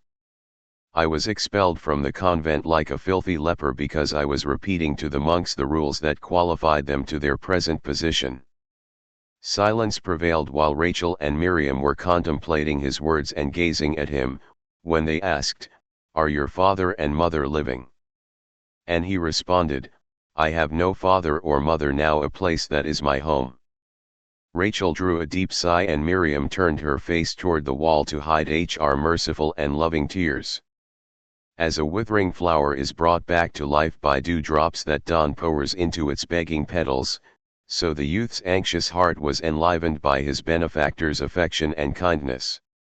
He looked at them as a soldier looks upon his liberators who rescue him from the grip of the enemy, and he resumed, "I lost my parents before I reached the age of 7. The village priest took me to Deir Kizaya and left me at the disposal of the monks who were happy to take me in and put me in charge of the cows and sheep, which I led each day to the pasture. When I attained the age of 15, they put on me this black robe and led me into the altar, whereupon the head priest addressed me saying, 'Swear by the name of God and all saints, and make a vow to live a virtuous life of poverty and obedience.' I repeated the words before I realized their significance or comprehended his own interpretation of poverty, virtue, and obedience. My name was Kahlil, and since that time the monks addressed me as Brother Mubarak, but they never did treat me as a brother. They ate the most palatable foods and drank the finest wine, while I lived on dry vegetables and water, mixed with tears. They slumbered in soft beds while I slept on a stone slab in a dark and cold room by the shed. Oftentimes I asked myself, When will my heart stop craving for the food they eat and the wine they eat? When will I cease to tremble with fear before my superiors? But all my hopes were in vain, for I was kept in the same state, and in addition to caring for the cattle, I was obliged to move heavy stones on my shoulders and to dig pits and ditches. I sustained life on a few morsels of bread given to me in reward for my toil. I knew of no other place to which I might go, and the clergymen at the convent had caused me to abhor everything they were doing. They had poisoned my mind until I commenced to think that the whole world was an ocean of sorrows and miseries and that the convent was the only port of salvation. But when I discovered the source of their food and gold, I was happy that I did not share it. Kahlil straightened himself and looked about with wonder, as if he had found something beautiful standing before him in that wretched hut. Rachel and Miriam remained silent, and he proceeded, God, who took my father and exiled me as an orphan to the convent, did not want me to spend all my life walking blindly toward a dangerous jungle, nor did he wish me to be a miserable slave for the rest of my life. God opened my eyes and ears and showed me the bright light and made me hear truth when truth was talking. Rachel thought aloud, is there any light, other than the sun, that shines over all the people? Are human beings capable of understanding the truth? Kahlil returned, the true light is that which emanates from within man, and reveals the secrets of the heart to the soul, making it happy and contented with life. Truth is like the stars, it does not appear except from behind obscurity of the night. Truth is like all beautiful things in the world, it does not disclose its desirability except to those who first feel the influence of falsehood. Truth is a deep kindness that teaches us to be content in our everyday life and share with the people the same happiness. Rachel rejoined, many are those who live according to their goodness, and many are those who believe that compassion to others is the shadow of the law of God to man, but still, they do not rejoice in life, for they remain miserable until death. Kahlil replied, vain are the beliefs and teachings that make man miserable, and false is the goodness that leads him into sorrow and despair, for it is man's purpose to be happy on this earth and lead the way to felicity and preach its gospel wherever he goes. He who does not see the kingdom of heaven in this life will never see it in the coming life. We came not into this life by exile, but we came as innocent creatures of God, to learn how to worship the Holy and Eternal Spirit and seek the hidden secrets within ourselves from the beauty of life. This is the truth which I have learned from the teachings of the Nazarene. This is the light that came from within me and showed me the dark corners of the convent that threatened my life. This is the deep secret which the beautiful valleys and fields revealed to me when I was hungry, sitting lonely and weeping under the shadow of the trees. This is the religion as the convent should impart it, as God wished it, as Jesus taught it. One day, as my soul became intoxicated with the heavenly intoxication of truth's beauty, I stood bravely before the monks who were gathering in the garden, and criticized their wrong deeds, saying, why do you spend your days here and enjoy the bounty of the poor, whose bread you eat was made with the sweat of their bodies and the tears of their hearts? Why are you living in the shadow of parasitism, segregating yourselves from the people who are in need of knowledge? Why are you depriving the country your help? Jesus has sent you as lambs amongst the wolves, what has made you as wolves amongst the lambs? Why are you fleeing from mankind and from God who created you? If you are better than the people who walk in the procession of life, you should go to them and better their lives, but if you think they are better than you should desire to learn from them. How do you take an oath and vow to live in poverty, then forget what you have said and live in luxury? How do you swear an obedience to God and then revolt against all that religion means? How do you adopt virtue as your rule when your hearts are full of lusts? You pretend that you are killing your bodies, but in fact you are killing your souls. You feign to abhor the earthly things, but your hearts are swollen with greed. You have the people believe in you as religious teachers, Truly speaking, you are like busy cattle who divert themselves from knowledge by grazing in a green and beautiful pasture. Let us restore to the needy the vast land of the convent and give back to them the silver and gold we took from them. Let us disperse from our aloofness and serve the weak who made us strong, and cleanse the country in which we live. Let us teach this miserable nation to smile and rejoice with heaven's bounty and glory of life and freedom. The people's tears are more beautiful and God-joined than the ease and tranquility to which you have accustomed yourselves in this place. The sympathy that touches the neighbor's heart is more supreme than the hidden virtue in the unseen corners of the convent. A word of compassion to the weak criminal or prostitute is nobler than the long prayer which we repeat emptily every day in the temple. At this time Kahlil took a deep breath. Then he lifted his eyes toward Rachel and Miriam, saying, "I was saying all of these things to the monks, and they were listening with an air of perplexity, as if they could not believe that a young man would dare stand before them and utter such bold words. When I finished, one of the monks approached me and angrily said to me, 'How dare you talk in such fashion in our presence?' And another one came laughing and added, 'Did you learn all this from the cows and pigs you tended in the fields?' And a third one stood up and threatened me, saying, 'You shall be punished, heretic.' Then they dispersed as though running away from a leper. Some of them complained to the head priest, who summoned me before him at eventide. The monks took delight in anticipation of my suffering, and there was glee on their faces when I was ordered to be scourged and put into prison for 40 days and nights. They led me into the dark cell where I spent the time lying on that grave without seeing the light. I could not tell the end of the night from the beginning of the day, and could feel nothing but crawling insects and the earth under me. I could hear naught save the tramping of their feet when my morsel of bread and dish of water mixed with vinegar were brought to me at great intervals. When I came out of the prison I was weak and frail, and the monks believed that they had cured me of thinking and that they had killed my soul's desire. They thought that hunger and thirst had choked the kindness which God placed in my heart.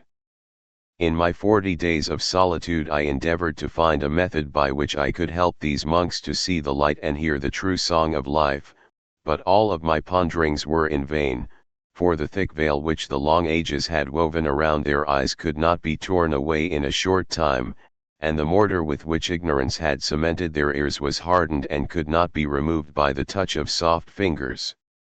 Silence prevailed for a moment, and then Miriam looked at her mother as if asking permission to speak. She said, "You must have talked to the monks again, if they selected this terrible night in which to banish you from the convent. They should learn to be kind even to their enemies." Kahlil returned, "This evening, as the thunderstorms and warring elements raged in the sky, I withdrew myself from the monks who were crouching about the fire, telling tales and humorous stories. When they saw me alone they commenced to place their wit at my expense. I was reading my gospel and contemplating the beautiful sayings of Jesus that made me forget for the time the enraged nature and belligerent elements of the sky, when they approached me with a new spirit of ridicule. I ignored them by occupying myself and looking through the window, but they became furious because my silence dried the laughter of their hearts and the taunting of their lips. One of them said, 'What are you reading, great reformer?' In response to his inquiry, I opened my book and read aloud the following passage, but when he saw many of the Pharisees and Sadducees come to his baptism, he said unto them, 'O generation of vipers, who hath warned you to flee from the wrath to come? Bring forth therefore fruits for repentance, and think not to say within yourselves, We have Abraham to our father, for I say unto you, that God is able of these stones to raise the children unto Abraham. And now also the axe is laid unto the root of the trees, therefore every tree which bringeth not forth good fruit is hewn down, and cast into the fire.' As I read to them these words of John the Baptist, the monks became silent as if an invisible hand strangled their spirits, but they took false courage and commenced laughing. One of them said, 'We have read these words many times, and we are not in need of a cow grazier to repeat them to us. I protested, if you had read these words and comprehended their meaning, these poor villagers would not have frozen or starved to death. When I said this, one of the monks slapped my face as if I had spoken evil of the priests, another kicked me, and a third took the book from me, and a fourth one called the head priest, who hurried to the scene shaking with anger. He cried out, "Arrest this rebel and drag him from this sacred place, and let the storm's fury teach him obedience. Take him away and let nature do unto him the will of God, and then wash your hands of the poisonous germs of heresy infesting his raiment.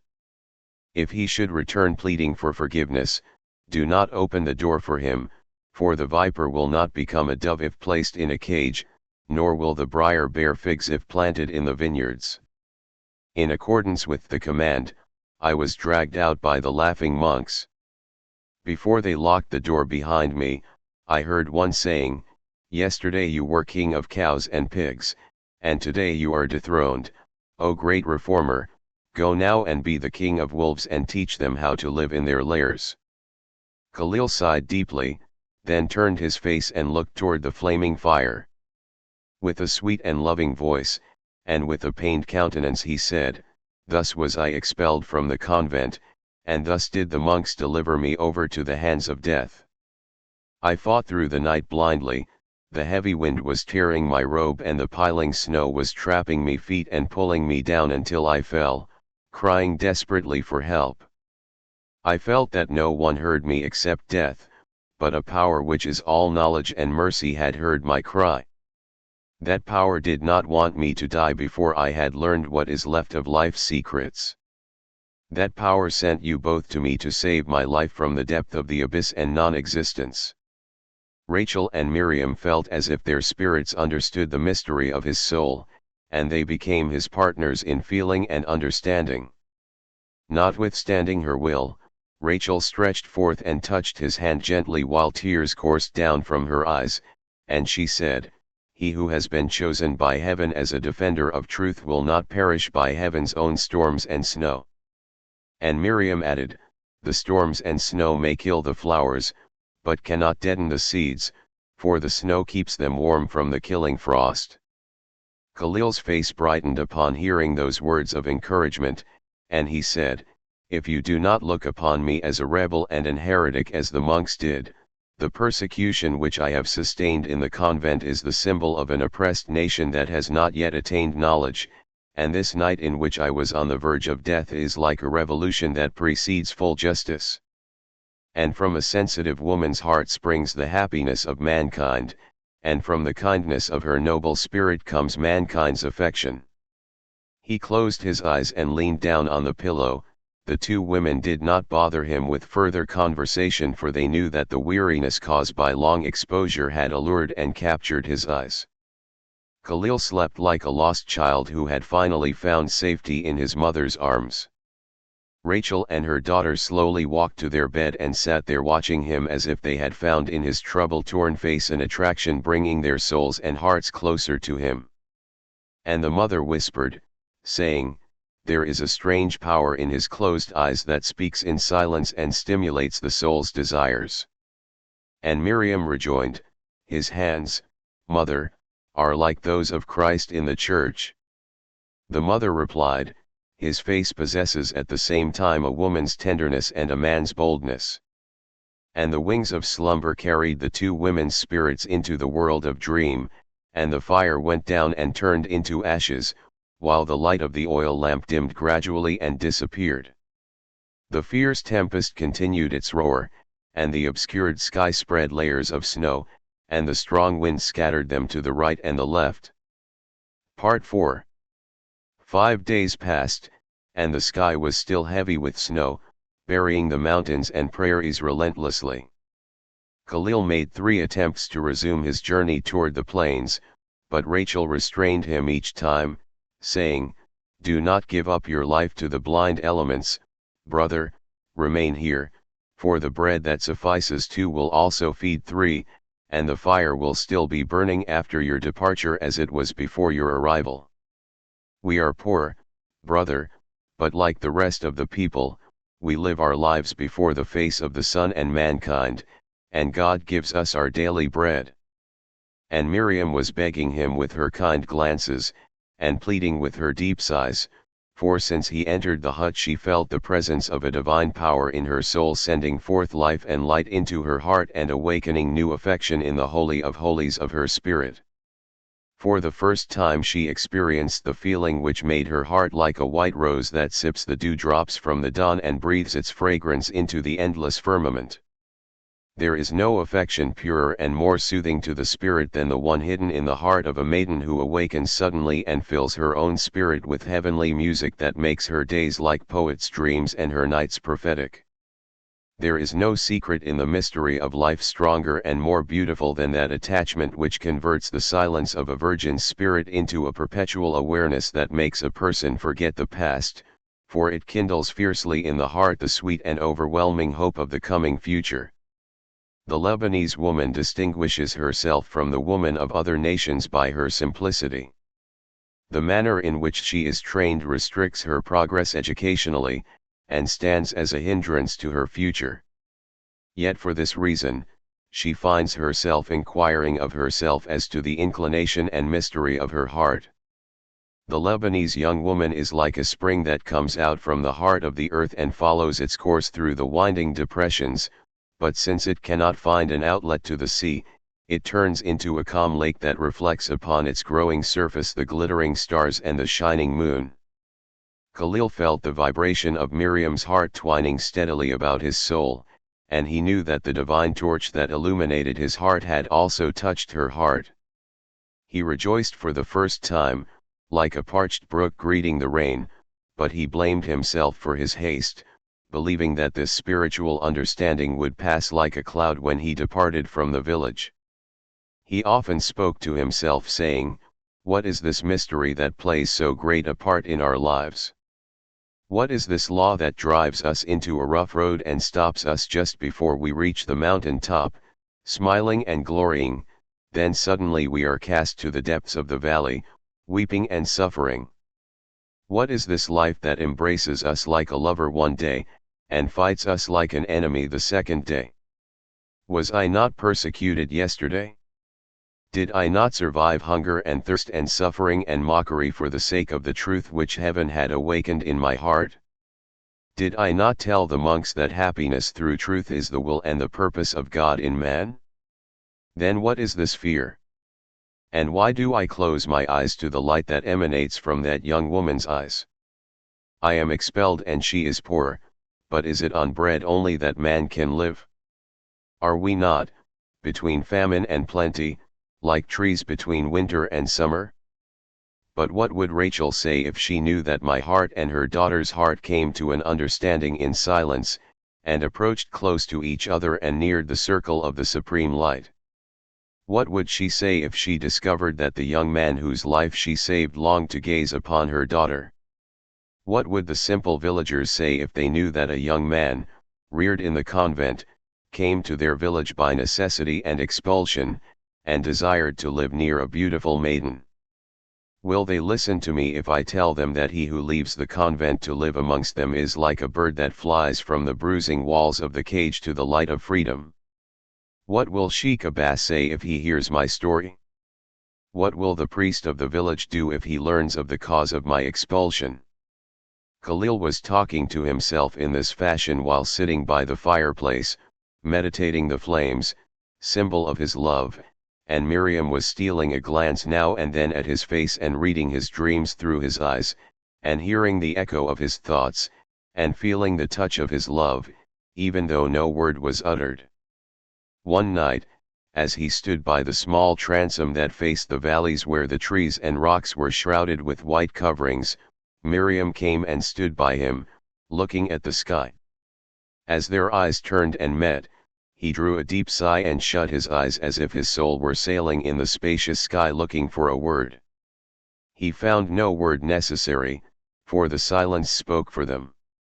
Miriam ventured, "Where will you go when the snow meets the stream and the paths are dry?"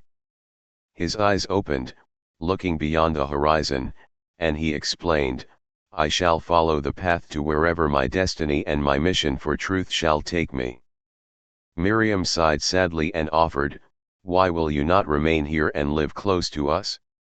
Is it that you are obliged to go elsewhere?"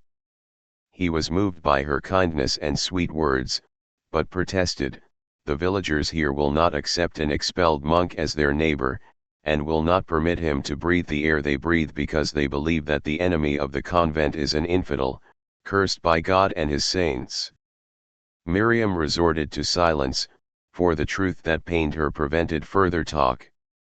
Then Kahlil turned aside and explained, "Miriam, these villagers are taught by those in authority to hate everyone who thinks freely, they are trained to remain afar from those whose minds soar aloft. God does not like to be worshipped by an ignorant man who imitates someone else. If I remained in this village and asked the people to worship as they please, they would say that I am an infidel disobeying the authority that was given to the priest by God. If I asked them to listen and hear the voices of their hearts and do according to the will of the Spirit within, they would say I am an evil man who wants them to do away with the clergy that God placed between heaven and earth." Kahlil looked straight into Miriam's eyes, and with a voice that bespoke the sound of silver strings said, "But, Miriam, there is a magic power in this village that possesses me and engulfs my soul, a power so divine that it causes me to forget my pain. In this village I met death to his very face, and in this place my soul embraced God's Spirit. In this village there is a beautiful flower grown over the lifeless grass, its beauty attracts my heart and its fragrance fills its domain. Shall I leave this important flower and go out preaching the ideas that caused my expulsion from the convent, or shall I remain by the side of that flower and dig a grave and bury my thoughts and truths among its neighboring thorns? What shall I do, Miriam?" Upon hearing these words, she shivered like a lily before the frolicsome breeze of the dawn. Her heart glowed through her eyes when she faltered, "We are both in the hands of a mysterious and merciful power. Let it do its will." At that moment the two hearts joined, and thereafter both spirits were one burning torch illuminating their lives. Part 5. Since the beginning of the creation and up to our present time, certain clans, rich by inheritance, in cooperation with the clergy, had appointed themselves the administrators of the people. It is an old, gaping wound in the heart of society that cannot be removed except by intense removal of ignorance. The man who acquires his wealth by inheritance builds his mansion with the weak poor's money. The clergyman erects his temple upon the graves and bones of the devoted worshippers. The prince grasps the fellah's arms while the priest empties his pocket, the ruler looks upon the sons of the fields with frowning face, and the bishop consoles them with his smile, and between the frown of the tiger and the smile of the wolf the flock is perished. The ruler claims himself as king of the law, and the priest as the representative of God, and between these two, the bodies are destroyed and the souls wither into nothing. In Lebanon, that mountain rich in sunlight and poor in knowledge, the noble and the priest joined hands to exploit the farmer who plowed the land and reaped the crop in order to protect himself from the sword of the ruler and the curse of the priest. The rich man in Lebanon stood proudly by his palace and shouted at the multitude saying, "The Sultan had appointed me as your lord."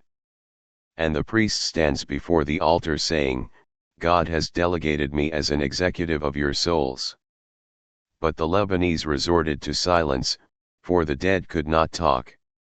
Sheikh Abbas had friendship in his heart for the clergymen, because they were his allies in choking the people's knowledge and reviving the spirit of stern obedience among his workers.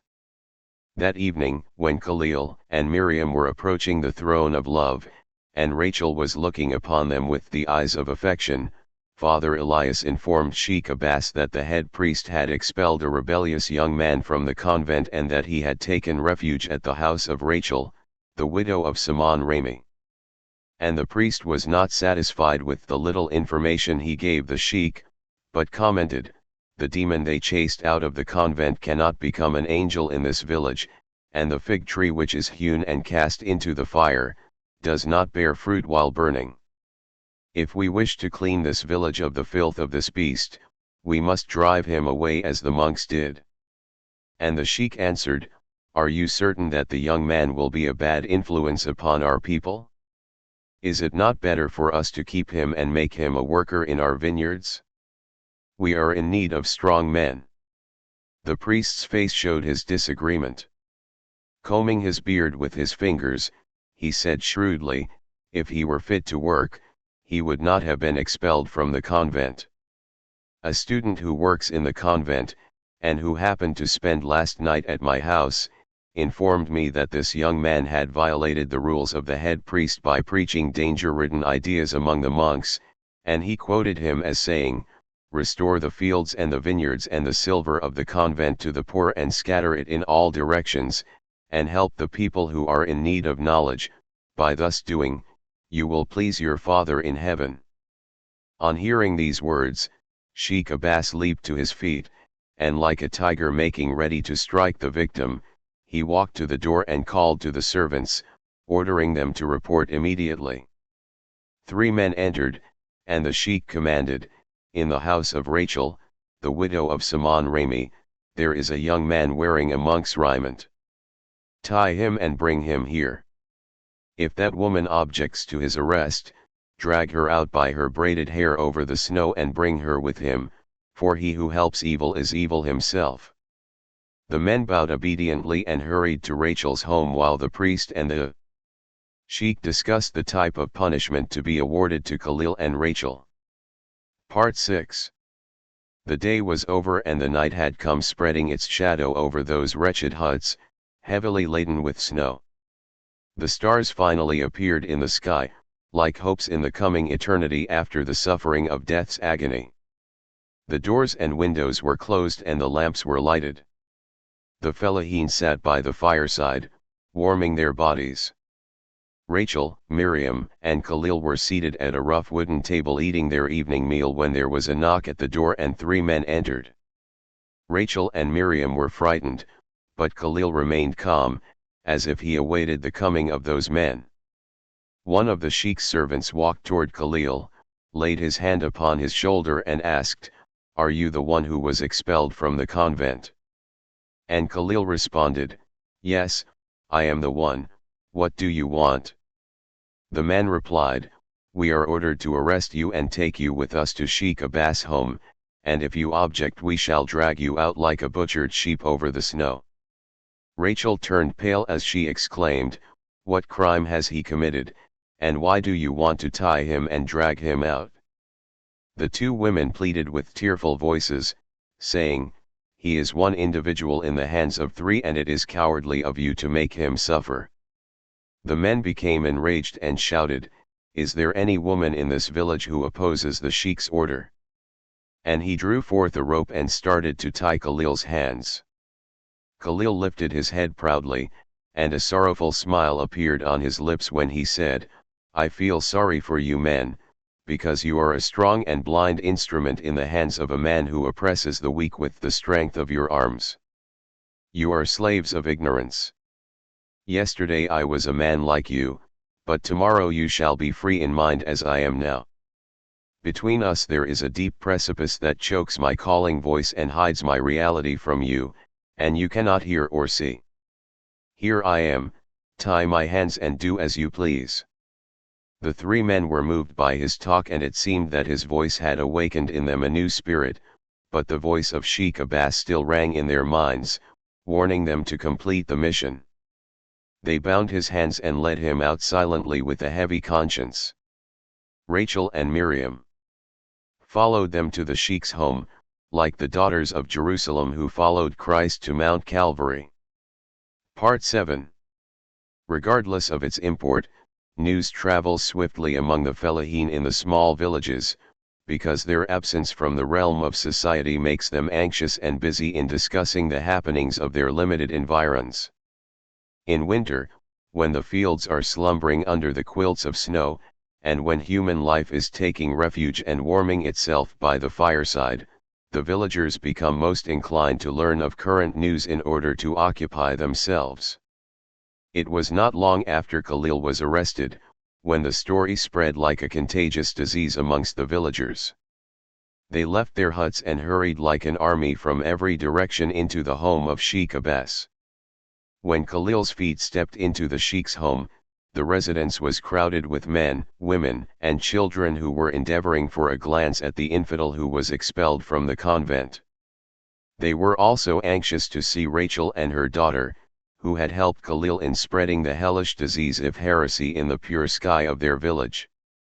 The sheikh took the seat of judgment, and beside him sat Father Elias, while the throng was gazing at the penny-wand youth who stood bravely before them. Rachel and Miriam were standing behind Kahlil and trembling with fear. But what could fear do to the heart of a woman who found truth and followed him? What could the scorn of the crowd do to the soul of a maiden who had been awakened by love?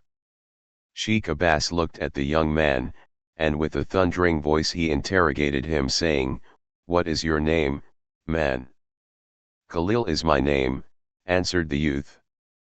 The sheikh returned, "Who are your father and mother and relatives, and where were you born?" Kahlil turned toward the fellahin, who looked upon him with hateful eyes, and said, "The oppressed poor are my clan and my relatives, and this vast country is my birthplace." Sheikh Abbas, with an air of ridicule, said, "Those people whom you claim as kin demand that you be punished, and the country you assert as your birthplace objects to your being a member of its people." Kahlil replied, "The ignorant nations arrest their good men and turn them into their despots, and a country, ruled by a tyrant, persecutes those who try to free the people from the yoke of slavery. But will a good son leave his mother if she is ill? Will a merciful man deny his brother who is miserable? Those poor men who arrested me and brought me here today are the same ones who surrendered their lives to you yesterday. And this vast earth that disapproves my existence is the one that does not yawn and swallow the greedy despots." The sheikh uttered a loud laugh, as if wanting to depress the young man's spirit and prevent him from influencing the audience. He turned to Kahlil and said impressively, "You cattle grazier, do you think that we will show more mercy than did the monks, who expelled you from the convent? Do you think that we feel pity for a dangerous agitator?" Kahlil responded, "It is true that I was a cattle grazier, but I am glad that I was not a butcher. I led my herds to the rich pastures and never grazed them on arid land. I led my animals to pure springs and kept them from contaminated marshes. At eventide I brought them safely to their shed and never left them in the valleys as prey for the wolves. Thus I have treated the animals, and if you had pursued my course and treated human beings as I treated my flock, these poor people would not live in wretched huts and suffer the pangs of poverty, while you are living like Nero in this gorgeous mansion." The sheikh's forehead glittered with drops of perspiration, and his smirk turned into anger, but he tried to show only calm by pretending that he did not heed Kahlil's talk, and he expostulated, pointing at Kahlil with his finger, "You are a heretic, and we shall not listen to your ridiculous talk. We summoned you to be tried as a criminal, and you realize that you are in the presence of the Lord of this village, who is empowered to represent His Excellency Amir Amin Shiab. You are standing before Father Elias, the representative of the Holy Church whose teachings you have opposed. Now, defend yourself, or kneel down before these people and we will pardon you and make you a cattle grazier, as you were in the convent." Kahlil calmly returned, "A criminal is not to be tried by another criminal, as an atheist will not defend himself before sinners." And Kahlil looked at the audience and spoke to them, saying, "My brethren, the man whom you call the Lord of your fields, and to whom you have yielded thus long, has brought me to be tried before you in this edifice which he built upon the graves of your forefathers. And the man who became a pastor of your church through your faith, has come to judge me and help to humiliate me and increase my sufferings.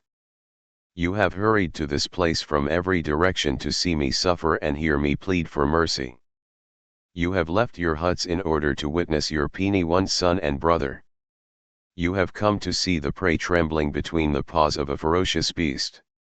You came here tonight to view an infidel standing before the judges.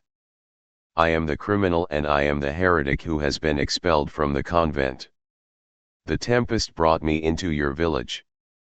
Listen to my protest, and do not be merciful, but be just, for mercy is bestowed upon the guilty criminal, while justice is all that an innocent man requires. I select you now as my jury, because the will of the people is the will of God. Awaken your hearts and listen carefully and then prosecute me according to the dictates of your conscience. You have been told that I am an infidel, but you have not been informed of what crime or sin I have committed. You have seen me tied like a thief, but you have not heard about my offenses, for wrongdoings are not revealed in this court, while punishment comes out like thunder. My crime, dear fellow men, is my understanding of your plight, for I felt the weight of the irons which have been placed upon your necks. My sin is my heartfelt sorrows for your women, it is my sympathy for your children who suck life from your breast mixed with the shadow of death. I am one of you, and my forefathers lived in these valleys and died under the same yoke which is bending your heads now. I believe in God who listens to the call of your suffering souls, and I believe in the book that makes all of us brothers before the face of heaven. I believe in the teachings that make us all equal, and that render us unpinioned upon this earth, the steeping place of the careful feet of God. As I was grazing my cows at the convent, and contemplating the sorrowful condition you tolerate, I heard a desperate cry coming from your miserable homes, a cry of oppressed souls, a cry of broken hearts which are locked in your bodies as slaves to the Lord of these fields. As I looked, I found me in the convent and you in the fields, and I saw you as a flock of lambs following a wolf to the lair, and as I stopped in the middle of the road to aid the lambs, I cried for help and the wolf snapped me with his sharp teeth. I have sustained imprisonment, thirst, and hunger for the sake of truth that hurts only the body. I have undergone suffering beyond endurance because I turned your sad sighs into a crying voice that rang and echoed in every corner of the convent. I never felt fear, and my heart never tired, for your painful cry was injecting a new strength into me every day, and my heart was healthy. You may ask yourself now saying, when did we ever cry for help, and who dares open his lips? But I say unto you, your souls are crying every day, and pleading for help every night, but you cannot hear them, for the dying man cannot hear his own heart rattling, while those who are standing by his bedside can surely hear. The slaughtered bird, in spite of his will, dances painfully and unknowingly, but those who witness the dance know what caused it. In what hour of the day do you sigh painfully? Is it in the morning, when love of existence cries at you and tears the veil of slumber off your eyes and leads you like slaves into the fields? Is it at noon, when you wish to sit under a tree to protect yourself from the burning sun? Or at eventide, when you return home hungry, wishing for sustaining food instead of a meager morsel and impure water? Or at night when fatigue throws you upon your rough bed, and as soon as slumber closes your eyes, you sit up with open eyes, fearing that the sheik's voice is ringing in your ears? In what season of the year do you not lament yourselves? Is it in spring, when nature puts on her beautiful dress and you go to meet her with tattered raiment? Or in summer, when you harvest the wheat and gather the sheaves of corn and fill the shelves of your master with the crop, and when the reckoning comes you receive naught but hay and tear? Is it in autumn, when you pick the fruits and carry the grapes into the winepress, and in reward for your toil you receive a jar of vinegar and a bushel of acorns? Or in winter, when you are confined to your huts laden with snow, do you sit by the fire and tremble when the enraged sky urges you to escape from your weak minds? This is the life of the poor, this is the perpetual cry I hear. This is what makes my spirit revolt against the oppressors and despise their conduct. When I asked the monks to have mercy upon you, they thought that I was an atheist, and expulsion was my lot. Today I came here to share this miserable life with you, and to mix my tears with yours. Here I am now, in the grip of your worst enemy. Do you realize that this land you are working like slaves was taken from your fathers when the law was written on the sharp edge of the sword? The monks deceived your ancestors and took all their fields and vineyards when the religious rules were written on the lips of the priests. Which man or woman is not influenced by the Lord of the fields to do according to the will of the priests? God said, with the sweat of thy brow, thou shalt eat thy bread. But Shechabas is eating his bread baked in the years of your lives and drinking his wine mixed with your tears. Did God distinguish this man from the rest of you while in his mother's womb? Or is it your sin that made you his property? Jesus said, Gratis you have taken and gratis you shall give. Do not possess gold, nor silver, neither copper. Then what teachings allow the clergymen to sell their prayers for pieces of gold and silver? In the silence of the night you pray saying, Give us today our daily bread. God has given you this land from which to draw your daily bread, but what authority has he given the monks to take his land and this bread away from you? You curse Judas because he sold his master for a few pieces of silver, but you bless those who sell him every day. Judas repented and hanged himself for his wrongdoing, but these priests walk proudly, dressed with beautiful robes, resplendent with shining crosses hanging over their chest. You teach your children to love Christ and at the same time you instruct them to obey those who oppose his teachings and violate his law. The apostles of Christ were stoned to death in order to revive in you the Holy Spirit, but the monks and the priests are killing that spirit in you so they may live on your pitiful bounty. What persuades you to live such a life in this universe, full of misery and oppression? What prompts you to kneel before that horrible idol which has been erected upon the bones of your fathers? What treasure are you reserving for your posterity? Your souls are in the grip of the priests, and your bodies are in the closing jaws of the rulers. What thing in life can you point at and say this is mine? My fellow men, do you know the priest you fear? He is a traitor who uses the gospel as a threat to ransom your money. A hypocrite wearing a cross and using it as a sword to cut your veins. A wolf disguised in lambskin. A glutton who respects the tables more than the altars. A gold-hungry creature who follows the dinar to the farthest land. A cheat pilfering from widows and orphans.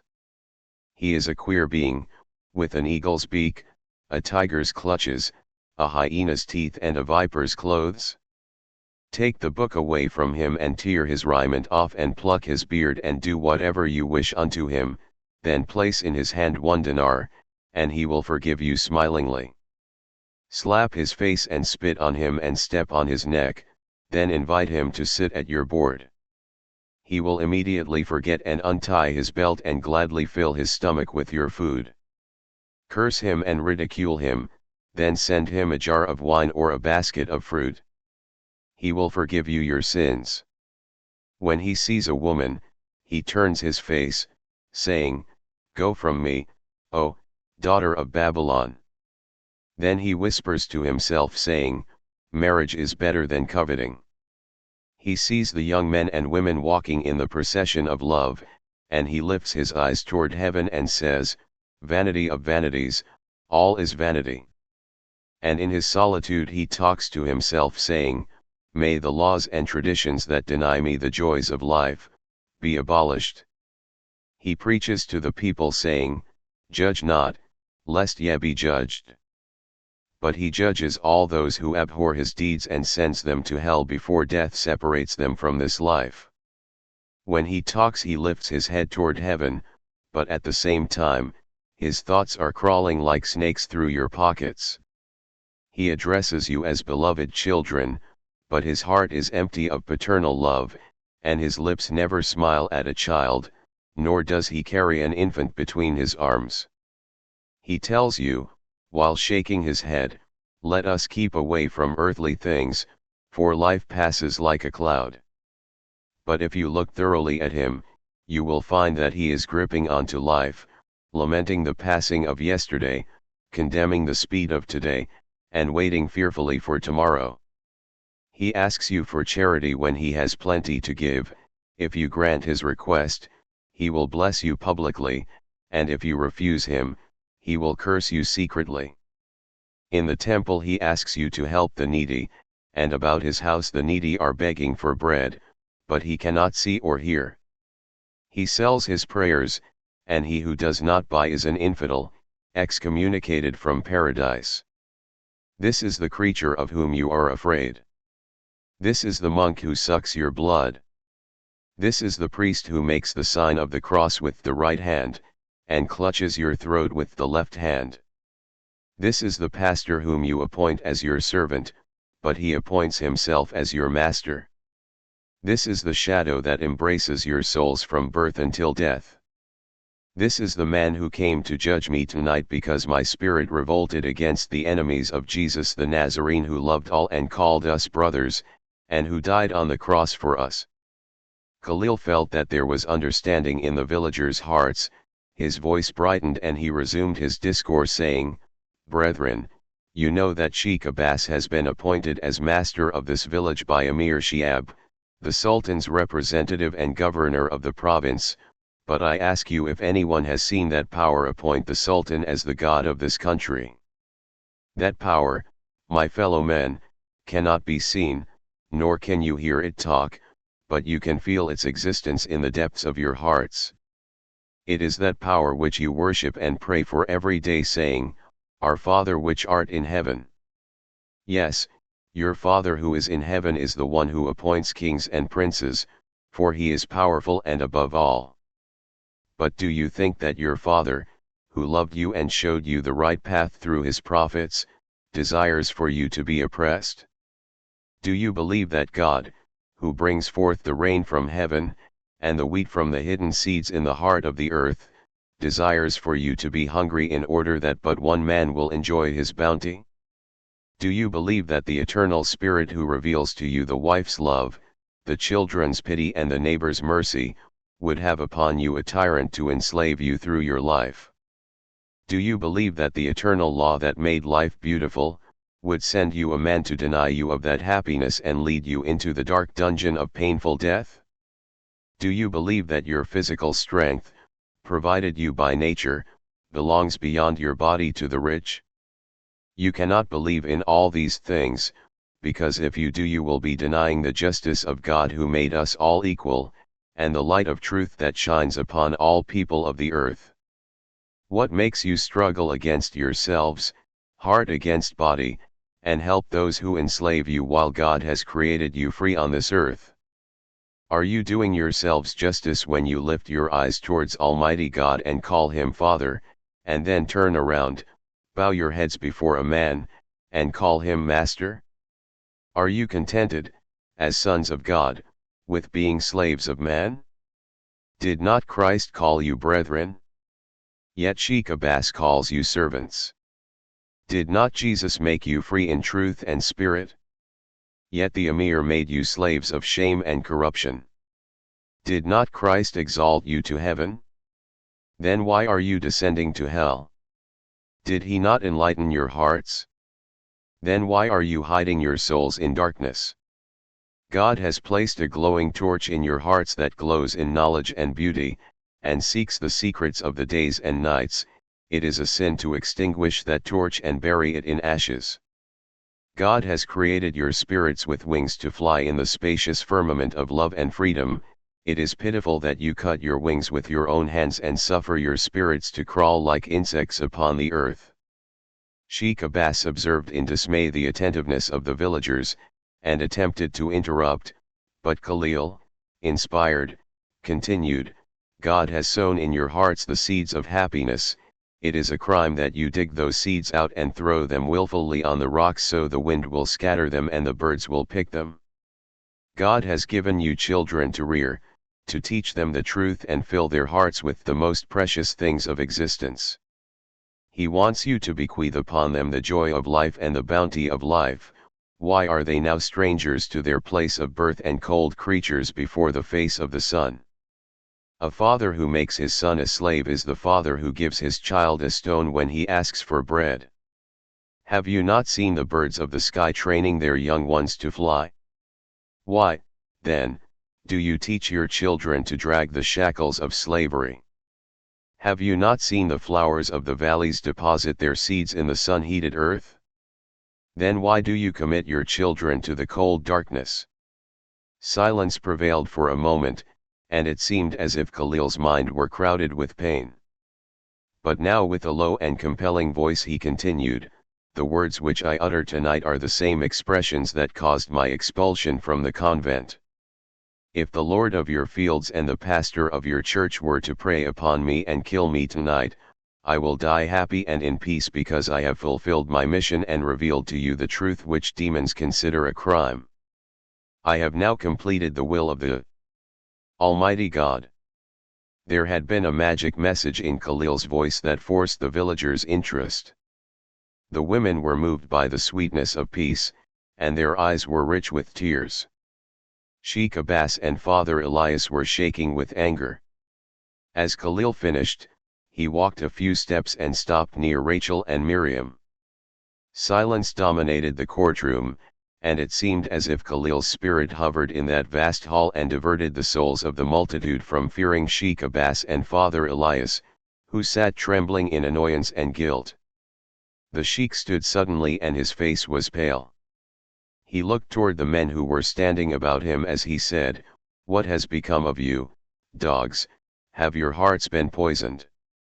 Has your blood stopped running and weakened you so that you cannot leap upon this criminal and cut him to pieces? What awful thing has he done to you?" Having finished reprimanding the men, he raised a sword and started toward the fettered youth. The sheikh trembled visibly and the sword fell from his hand. He addressed the man saying, "Will a weak servant oppose his master and benefactor?" And the man responded, "The faithful servant does not share his master in the committing of crimes. This young man has spoken naught but the truth."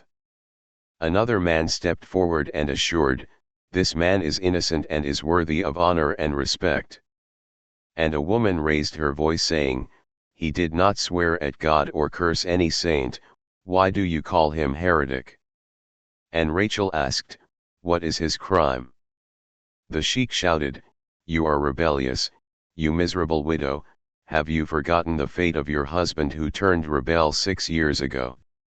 Upon hearing these impulsive words, Rachel shivered with painful anger, for she had found the murderer of her husband. She choked her tears and looked upon the throng and cried out, "Here is the criminal you have been trying for 6 years to find, you hear him now confessing his guilt. He is the killer who has been hiding his crime. Look at him and read his face, study him well and observe his fright, he shivers like the last leaf on winter's tree. God has shown you that the master whom you have always feared is a murderous criminal. He caused me to be a widow amongst these women, and my daughter an orphan amidst these children." Rachel's utterance fell like thunder upon the sheikh's head, and the uproar of men and exaltation of women fell like firebrands upon him. The priest assisted the sheikh to his seat. Then he called the servants and ordered them saying, "Arrest this woman who has falsely accused your master of killing her husband, drag her and this young man into a dark prison, and any who oppose you will be criminals, excommunicated as he was from the Holy Church." The servants gave no heed to his command, but remained motionless staring at Kahlil who was still bound with rope. Rachel stood at his right and Miriam at his left like a pair of wings ready to soar aloft into the spacious sky of freedom. His beard shaking with anger, Father Elias said, "Are you denying your master for the sake of an infidel criminal and a shameless adulteress?" And the oldest one of the servants answered him saying, "We have served Sheikh Abbas long for bread and shelter, but we have never been his slaves." Having thus spoken, the servant took off his cloak and turban and threw them before the sheikh and added, "I shall no longer require this raiment, nor do I wish my soul to suffer in the narrow house of a criminal." And all the servants did likewise and joined the crowd whose faces radiated with joy, symbol of freedom and truth. Father Elias finally saw that his authority had declined, and left the place cursing the hour that brought Kahlil to the village. A strong man strode to Kahlil and untied his hands, looked at Sheikh Abbas who fell like a corpse upon his seat, and boldly addressed him saying, "This fettered youth, whom you have brought here tonight to be tried as a criminal, has lifted our depressed spirits and enlightened our hearts with truth and knowledge. And this poor widow whom Father Elias referred to as a false accuser has revealed to us the crime you committed 6 years past. We came here tonight to witness the trial of an innocent youth and a noble soul. Now, heaven has opened our eyes and has shown us your atrocity. We shall leave you and ignore you and allow heaven to do its will." Many voices were raised in that hall, and one could hear a certain man saying, "Let us leave this ill-famed residence for our homes." And another one remarking, "Let us follow this young man to Rachel's home and listen to his wise sayings and consoling wisdom." And a third one saying, "Let us seek his advice, for he knows our needs." And a fourth one calling out, "If we are seeking justice, let us complain to the Emir and tell him of Abbas' crime." And many were saying, "Let us petition the Emir to appoint Kahlil as our master and ruler, and tell the bishop that Father Elias was a partner in these crimes." While the voices were rising and falling upon the sheikh's ears like sharp arrows, Kahlil lifted his hands and calmed the villagers saying, "My brethren, do not seek haste, but rather listen and meditate. I ask you, in the name of my love and friendship for you, not to go to the Emir, for you will not find justice. Remember that a ferocious beast does not snap another one like him, neither should you go to the bishop, for he knows well that the house cloven amid itself shall be ruined. Do not ask the Emir to appoint me as the sheikh in this village, for the faithful servant does not like to be an aid to the evil master. If I deserve your kindness and love, let me live amongst you and share with you the happiness and sorrows of life. Let me join hands and work with you at home and in the fields, for if I could not make myself one of you, I would be a hypocrite who does not live according to his sermon. And now, as the axe is laid unto the root of the tree, let us leave Sheikh Abbas alone in the courtroom of his conscience and before the supreme court of God whose sun shines upon the innocent and the criminal." Having thus spoken, he left the place, and the multitude followed him as if there were a divine power in him that attracted their hearts. The sheikh remained alone with the terrible silence, like a destroyed tower, suffering his defeat quietly like a surrendering commander. When the multitude reached the churchyard and the moon was just showing from behind the cloud, Kahlil looked at them with the eyes of love like a good shepherd watching over his herd. He was moved with sympathy upon these villagers who symbolized an oppressed nation, and he stood like a prophet who saw all the nations of the East walking in those valleys and dragging empty souls and heavy hearts. He raised both hands toward heaven and said, "From the bottom of these depths we call thee, O liberty. Give heed to us. From behind the darkness we raise our hands to thee, O liberty. Look upon us. Upon the snow, we worship before thee, O liberty. Have mercy on us. Before thy great throne we stand, hanging on our bodies the blood-stained garments of our forefathers, covering our heads with the dust of the graves mixed with their remains, carrying the swords that stabbed their hearts, lifting the spears that pierced their bodies, dragging the chains that slowed their feet, uttering the cry that wounded their throats, lamenting and repeating the song of our failure that echoed throughout the prison, and repeating the prayers that came from the depths of our fathers' hearts. Listen to us, O liberty, and hear us. From the Nile to the Euphrates comes the wailing of the suffering souls, in unison with the cry of the abyss, and from the end of the east to the mountains of Lebanon, hands are stretched to you, trembling with the presence of death. From the shores of the sea to the end of the desert, tear-flooded eyes look beseechingly toward you. Come, O liberty, and save us. In the wretched huts standing in the shadow of poverty and oppression, they beat at their bosoms, soliciting thy mercy, watch us, O liberty, and have mercy on us. In the pathways and in the houses miserable youth calls thee, in the churches and the mosques, the forgotten book turns to thee, in the courts and in the palaces the neglected law appeals to thee. Have mercy on us, O liberty, and save us. In our narrow streets the merchant sells his days in order to make tribute to the exploiting thieves of the West, and none would give him advice. In the barren fields the fellah tills the soil and sows the seeds of his heart and nourishes them with his tears, but he reaps naught except thorns, and none would teach him the true path. In our arid plains the Bedouin roams barefoot and hungry, but none would have mercy upon him. Speak, O liberty, and teach us. Our sick lambs are grazing upon the grassless prairie, our calves are gnawing on the roots of the trees, and our horses are feeding on dry plants. Come, O liberty, and help us. We have been living in darkness since the beginning, and like prisoners they take us from one prison to another, while time ridicules our plight. When will dawn come? Until when shall we bear the scorn of the ages? Many a stone have we been dragging, and many a yoke has been placed upon our necks. Until when shall we bear this human outrage? The Egyptian slavery, the Babylon exile, the tyranny of Persia, the despotism of the Romans, and the greed of Europe. All these things have we suffered. Where are we going now, and when shall we reach the sublime end of the rough roadway? From the clutches of Pharaoh to the paws of Nebuchadnezzar, to the iron hands of Alexander, to the swords of Herod, to the talons of Nero, and the sharp teeth of Demon. Into whose hands are we now to fall, and when will death come and take us, so we may rest at last? With the strength of our arms we lifted the columns of the temple, and upon our backs we carried the mortar to build the great walls and the impregnable pyramids for the sake of glory. Until when shall we continue building such magnificent palaces and living in wretched huts? Until when shall we continue filling the bins of the rich with provisions, while sustaining weak life on dry morsels?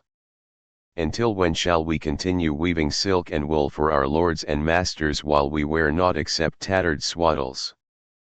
Through their wickedness we were divided amongst ourselves, and the better to keep their thrones and be at ease, they armed the Druze to fight the Arab, and stirred up the Shiite to attack the Sunnite, and encouraged the Kurdish to butcher the Bedouin, and cheered the Mohammedan to dispute with the Christian. Until when shall a brother continue killing his own brother upon his mother's bosom? Until when shall the cross be kept apart from the crescent before the eyes of God?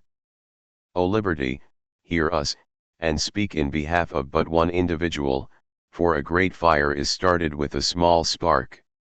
O liberty, awaken but one heart with the rustling of thy wings, for from one cloud alone comes the lightning which illuminates the pits of the valleys and the tops of the mountains. Disperse with thy power these black clouds and descend like thunder and destroy the thrones that were built upon the bones and skulls of our ancestors. Hear us, O liberty, bring mercy, O daughter of Athens, rescue us, O sister of Rome, advise us, O companion of Moses, help us, O beloved of Mohammed, teach us, O bride of Jesus, strengthen our hearts so we may live, or harden our enemies so we may perish and live in peace eternally. As Kahlil was pouring forth his sentiment before heaven, the villagers were gazing at him in reverence, and their love was springing forth in unison with the song of his voice until they felt that he became part of their hearts.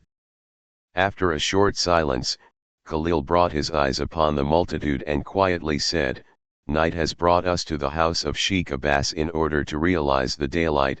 Oppression has arrested us before the cold space, so we may understand one another and gather like chicks under the wings of the eternal Spirit. Now let us go to our homes and sleep until we meet again tomorrow."